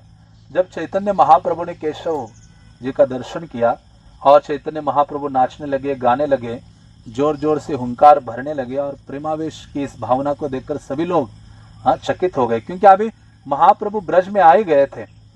एक विप्र पड़े प्रभुर चरण धरिया, प्रभु संगे नृत्य करे प्रेमाविष्ट हैया। तो इन सब जो देखने वाले लोग थे उनमें से एक ब्राह्मण आकर चैतन्य महाप्रभु के चरणों में गिर पड़ा और प्रेमावेश में आकर वो चैतन्य महाप्रभु के साथ नृत्य करने लगा। दुहे प्रेम नृत्य करे करे कोलाकुली, हरि कृष्ण कह दुहे बले बाहु तुले। तो ये दोनों ने जब कीर्तन करते करते भावावेश में, वो जो ब्राह्मण है मथुरा का ब्राह्मण और चैतन्य महाप्रभु एकत्रित नाचने लगे, एक दूसरे का आलिंगन करने लगे और दोनों अपना हाथ उठाकर क्या करने लगे, नाम संकीर्तन करने लगे। लोक हरि हरि बले कोलाहल हैल, केशव सेवक प्रभु के माला पराइल। और जब इतना उदंड भव्य नाम संकीर्तन और डांस हो रहा था, उनका नृत्य, कि सब लोग जो एकत्रित लोग जोर जोर से हरि बोल जोर से हरि बोल, इतना कोलाहल हो गया, कोई और चीज सुनाई नहीं दे रही थी। हरि बोल का इको हो रहा था, और ऐसा हरि बोल का नाम ही सुनाई दे रहा था। तो उस समय जो केशव के जो पुजारी थे भगवान के, हाँ, वो पुजारी क्या करते हैं, महाप्रभु के लिए वो माला लेकर आते हैं। लोके कहे प्रभु देखी हई अविस्मय, ऐचे न प्रेम लौकिक कभू नय। तो जिन लोगों ने चैतन्य महाप्रभु का नृत्य कीर्तन आदि देखा, सब आश्चर्यचकित हो गए, और सबने कहा ऐसा जो दिव्य प्रेम आदि है ये साधारण नहीं है, लौकिक नहीं है। हाँ, लौकिक में भौतिक जगत का नहीं है, असाधारण है। जहार दर्शने लोके प्रेमे मत्ता हैया, हंसे कांदे नाच गाए कृष्ण नाम लैया। सभी लोगों ने कहा, अरे जिन चैतन्य महाप्रभु के दर्शन से हर एक व्यक्ति कृष्ण प्रेम में उन्मत्त हो जाता है, हर कोई हंसने लगता है, रोने लगता है, नाचने लगता है, कीर्तन करने लगता है और हरि नाम ले रहा है, तो ये साधारण नहीं है। तब वो एक निष्कर्ष पर पहुंचे। उन्होंने क्या निष्कर्ष लिया, सर्वथा निश्चित ये हो कृष्ण अवतार, मथुरा आइला लोकेर करे ते निस्तार। ये सब चीजें जब देखी, कहा कि ये साधारण नहीं है, लौकिक नहीं है, क्योंकि इनके नाम संकीर्तन आदि से सभी लोग भावावेश में आ रहे हैं, तो ये निश्चित है कि ये कृष्ण का ही अवतार है और मथुरा के लोगों का उद्धार करने के लिए यहाँ आ गए हैं। तो मथुरा के वासियों ने पहचान लिया। आप देखो कि आगे जब कृष्ण वनों में भ्रमण करते हैं, हिरण, पशु पक्षी, पेड़ पहचानते कि हमारे कृष्ण आ गए। दोपहर के बाद अभी इनका आगमन हो गया, सारी हिरण आकर महाप्रभु को चूमने लगती है, उनके निकट जाती है। तो ये सब कहते हैं कि निश्चित रूप से, हाँ सबको दिखाओ तो निश्चित रूप से ये कृष्ण है, हाँ, मथुरा के लोगों का उद्धार करने आए हैं। तबे महाप्रभु से ही ब्राह्मण ने लैया, ताहारे पूछिला के छो निवृत्ते बसिया। तब उस ब्राह्मण को लेकर चैतन्य महाप्रभु एकांत स्थान में बैठे, और एकांत स्थान में बहुत बहुत महत्वपूर्ण बात उन्होंने की, और वो क्या बात की उसकी चर्चा हम अगले एपिसोड में करेंगे। हरे कृष्णा कृष्णा कृष्णा हरे हरे, हरे राम राम राम। और ये बहुत महत्वपूर्ण शिक्षा है। उस ब्राह्मण के साथ चैतन्य महाप्रभु ने जो चर्चा की है 2-4 श्लोकों में, बहुत महत्वपूर्ण है। तो महाप्रभु ने इसलिए तो उनको एकांत में ले गए, एकांत में लेकर उनको फिर पूछते हैं, और फिर वो बताता है कि क्या कारण है। तो अभी हम फाइनली मथुरा में पहुंच गए हैं। तो अभी हम जब भी अगली बार मिलेंगे चैतन्य महाप्रभु के संग भ्रमण करेंगे, अकेले भ्रमण नहीं करेंगे। अभी हमारी वृंदावन यात्रा किसके साथ होगी, चैतन्य महाप्रभु, और उनको दिखाने वाला जो ब्राह्मण है कृष्णदास, महाप्रभु को भी धाम दर्शन करने वाला ब्राह्मण है। हाँ, जैसे हमें प्रभु जी धाम दर्शन करवाते हैं तो चैतन्य महाप्रभु के लिए भी एक कृष्णदास नामक ब्राह्मण थे, जिन्होंने पूरा ब्रज महाप्रभु को दिखाया, और वो ब्रज हम दर्शन करेंगे उनके साथ। हरे कृष्णा कृष्णा कृष्णा हरे हरे, हरे राम राम राम हरे हरे। श्री श्री चैतन्य चरितामृत के, चैतन्य महाप्रभु वृंदावन यात्रा के, वृंदावन धाम के, श्रील प्रभुपाद के, निताय निताय गौर प्रेमानंदे, हरि हरि बोल। इसलिए सर्वसाक्षी प्रभु जी की जय। अभी तो बोला। हरे कृष्णा जी। हाँ। एक क्वेश्चन प्रभु जी, जैसे चेतन महाप्रभु आए थे, भक्त के रूप में आए थे, तो हम लोग को सिखाने आए थे हमें कैसे भक्ति करनी है, तो उन्होंने फिर ये जनेऊ और शिखा क्यों कटवा लिया और संन्यास उनसे क्यों लिया? अच्छा, चैतन्य महाप्रभु ने संन्यास इसलिए लिया था उनसे, क्योंकि आदि लीला में वर्णन आता है 7वें अध्याय में, क्योंकि उस समय जो मायावादी सन्यासी हैं उनका बहुत आदर सम्मान होता था, और वो जो बोलते थे समाज उसका पालन करता था, इसलिए। और वैष्णव सन्यासी नाम अस्तित्व ही नहीं था, मानो वैष्णव सन्यासियों का। इसलिए ये कारण था चैतन्य महाप्रभु ने, क्योंकि महाप्रभु से पूर्व ये शंकराचार्य ने इतना प्रचार किया था ना पूरे भारत भूमि में, मतलब सन्यासी मतलब शंकराचार्य के अनुयायी, और उन्हीं का ही सम्मान और उसी को ही समाज स्वीकारते थे और उनके आज्ञा का पालन करते थे। इसी कारण से चैतन्य महाप्रभु ने ये मायावाद संन्यास को स्वीकार किया था। और क्योंकि इसलिए तो महाप्रभु ने बोला कि मैं ये संन्यास स्वीकार करूंगा तो आदर सम्मान से मुझे कोई दूर से भी प्रणाम करे ना, उसका उद्धार हो जाएगा। ये आदि लीला में ऐसा वर्णन आता है कि मैं क्यों ये संन्यास ले रहा हूँ। क्योंकि जो लोग मुझसे ईर्ष्या द्वेष आदि करते हैं वो भी सन्यासी है तो मेरे बारे में गलत नहीं बोलेंगे और मुझसे ईर्ष्या द्वेष नहीं करेंगे, दूर से मुझे एवं प्रणाम करे तो भी इनके सारे अपराध खंडित हो जाएंगे और उनका उद्धार हो जाएगा। तो ये प्रचार के लिए चैतन्य महाप्रभु ने संन्यास लिया था। और जैसे हम सुनते हैं ना कि 5 चीजें कलयुग में वर्जित है, संन्यास भी वर्जित है, तभी कई बार पूछते हैं ना कि क्यों महाप्रभु ने संन्यास लिया, तो प्रचार के लिए संन्यास लिया। क्योंकि सन्यासी की बात इजीली सुनते हैं, जैसे आज भी देखो सन्यासी की बात सुनते हैं कि नहीं। हाँ, तो वो मेन कारण था महाप्रभु ने ये लेने का। और फिर मायावाद संन्यास है तो इसलिए फिर मायावाद की जो प्रोसेस है उसको महाप्रभु ने पालन किया। नहीं तो महाप्रभु की निंदा करते वो लोग कि ये संन्यास होकर ये शिखा सूत्र कैसे रखा है वगैरह। तो ये महाप्रभु ने वो किया था इसी कारण। निंदा तो वैसे भी की होगी। निंदा तो प्रकाशानंद सरस्वती ने की, अभी हमने सुनी है। हाँ, ईश्वरपुरी बात है, ईश्वरपुरी मिले थे ना चैतन्य महाप्रभु, तो उन्होंने संन्यास लिया था। हाँ, ईश्वरपुरी महाप्रभु ईश्वरपुरी को नवद्वीप में मिले थे। ईश्वरपुरी को मिलने के बाद नवद्वीप में केशव भारती आए सन्यासी, और उनका बहुत नाम था केशव भारती का। ईश्वरपुरी एक साधारण उसमें थे ना, बहुत प्रचलित नहीं थे। केशव भारती आदि बहुत प्रचलित थे। चैतन्य भागवत में वर्णन आता है जब केशव भारती का आगमन हुआ यहाँ नवद्वीप में, चैतन्य मंगल में मैंने रिसेंटली पढ़ा, तो केशव भारती को देखकर ही इनके हृदय में आया संन्यास लेना तो इन्हीं से लेना है मुझे। और फिर क्योंकि ये पूरा उस क्षेत्र में केशव भारती का जो आश्रम है वो बहुत फेमस और वो सब था, तो महाप्रभु ने फिर उनसे संन्यास लिया। क्योंकि वो भक्त थे ईश्वरपुरी और वो बहुत छुप छुप के रहते थे, किसी को पता भी नहीं होता था, इस कारण से भी उन्होंने उनसे स्वीकार नहीं किया। निम्न जाति के, हाँ, ये क्योंकि सन्यास के 10 नाम होते हैं ना, भारती है, ऐसे मैं भूल गया, आरण्य है, सरस्वती है, ऐसे कई सारे हैं। हाँ, तो उनमें से भारती नीचे निम्न कैटेगरी का है, इसलिए प्रकाशानंद ने ये बोला था।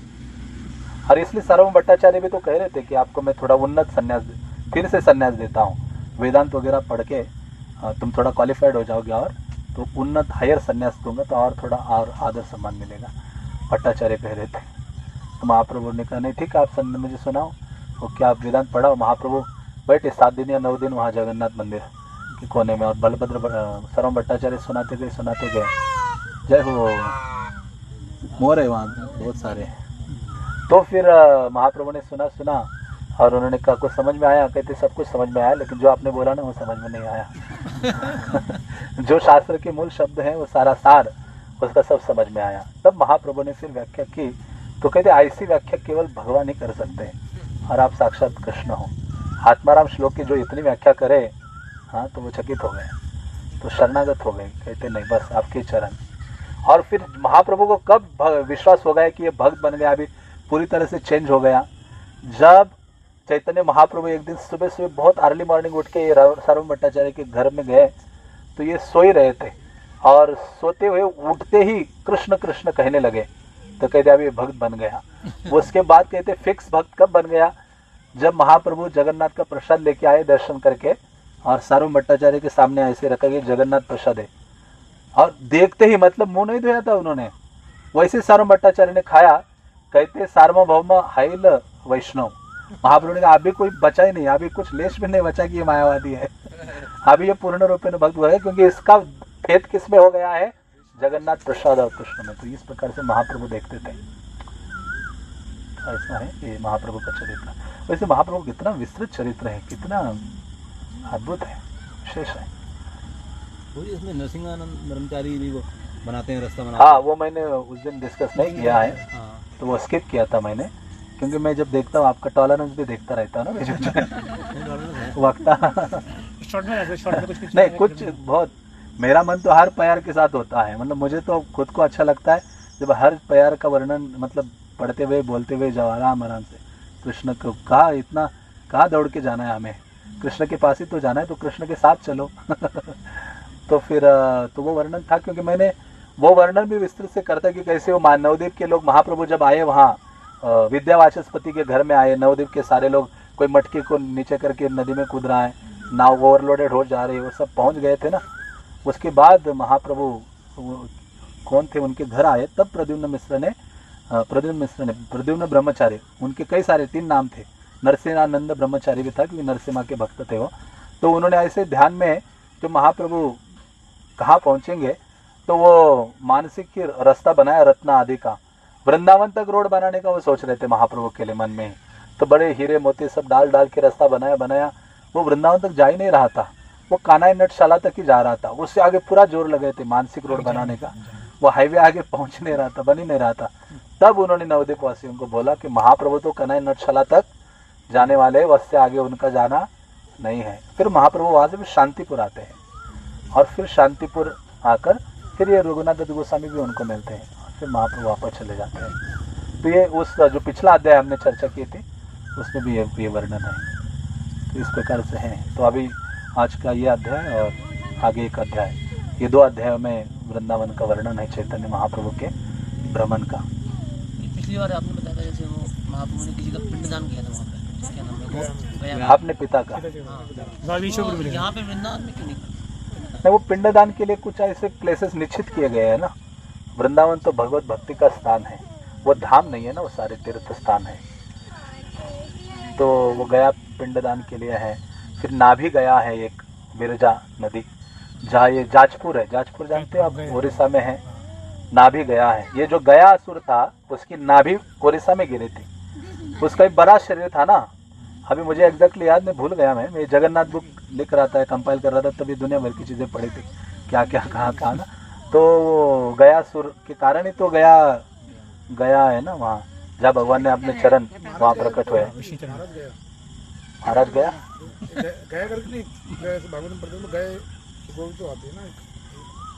नहीं, ये नाम कई सारे दिए है ना। हाँ, तो उसी प्रकार से एक उड़ीसा में नाभि गया है कि गया सुर की नाभि उड़ीसा में गिरी थी जाजपुर, कटक के आगे जाजपुर आता है, जहाँ कटक में महाप्रभु ने राइट टर्न लिया। हाँ, विरजा नदी।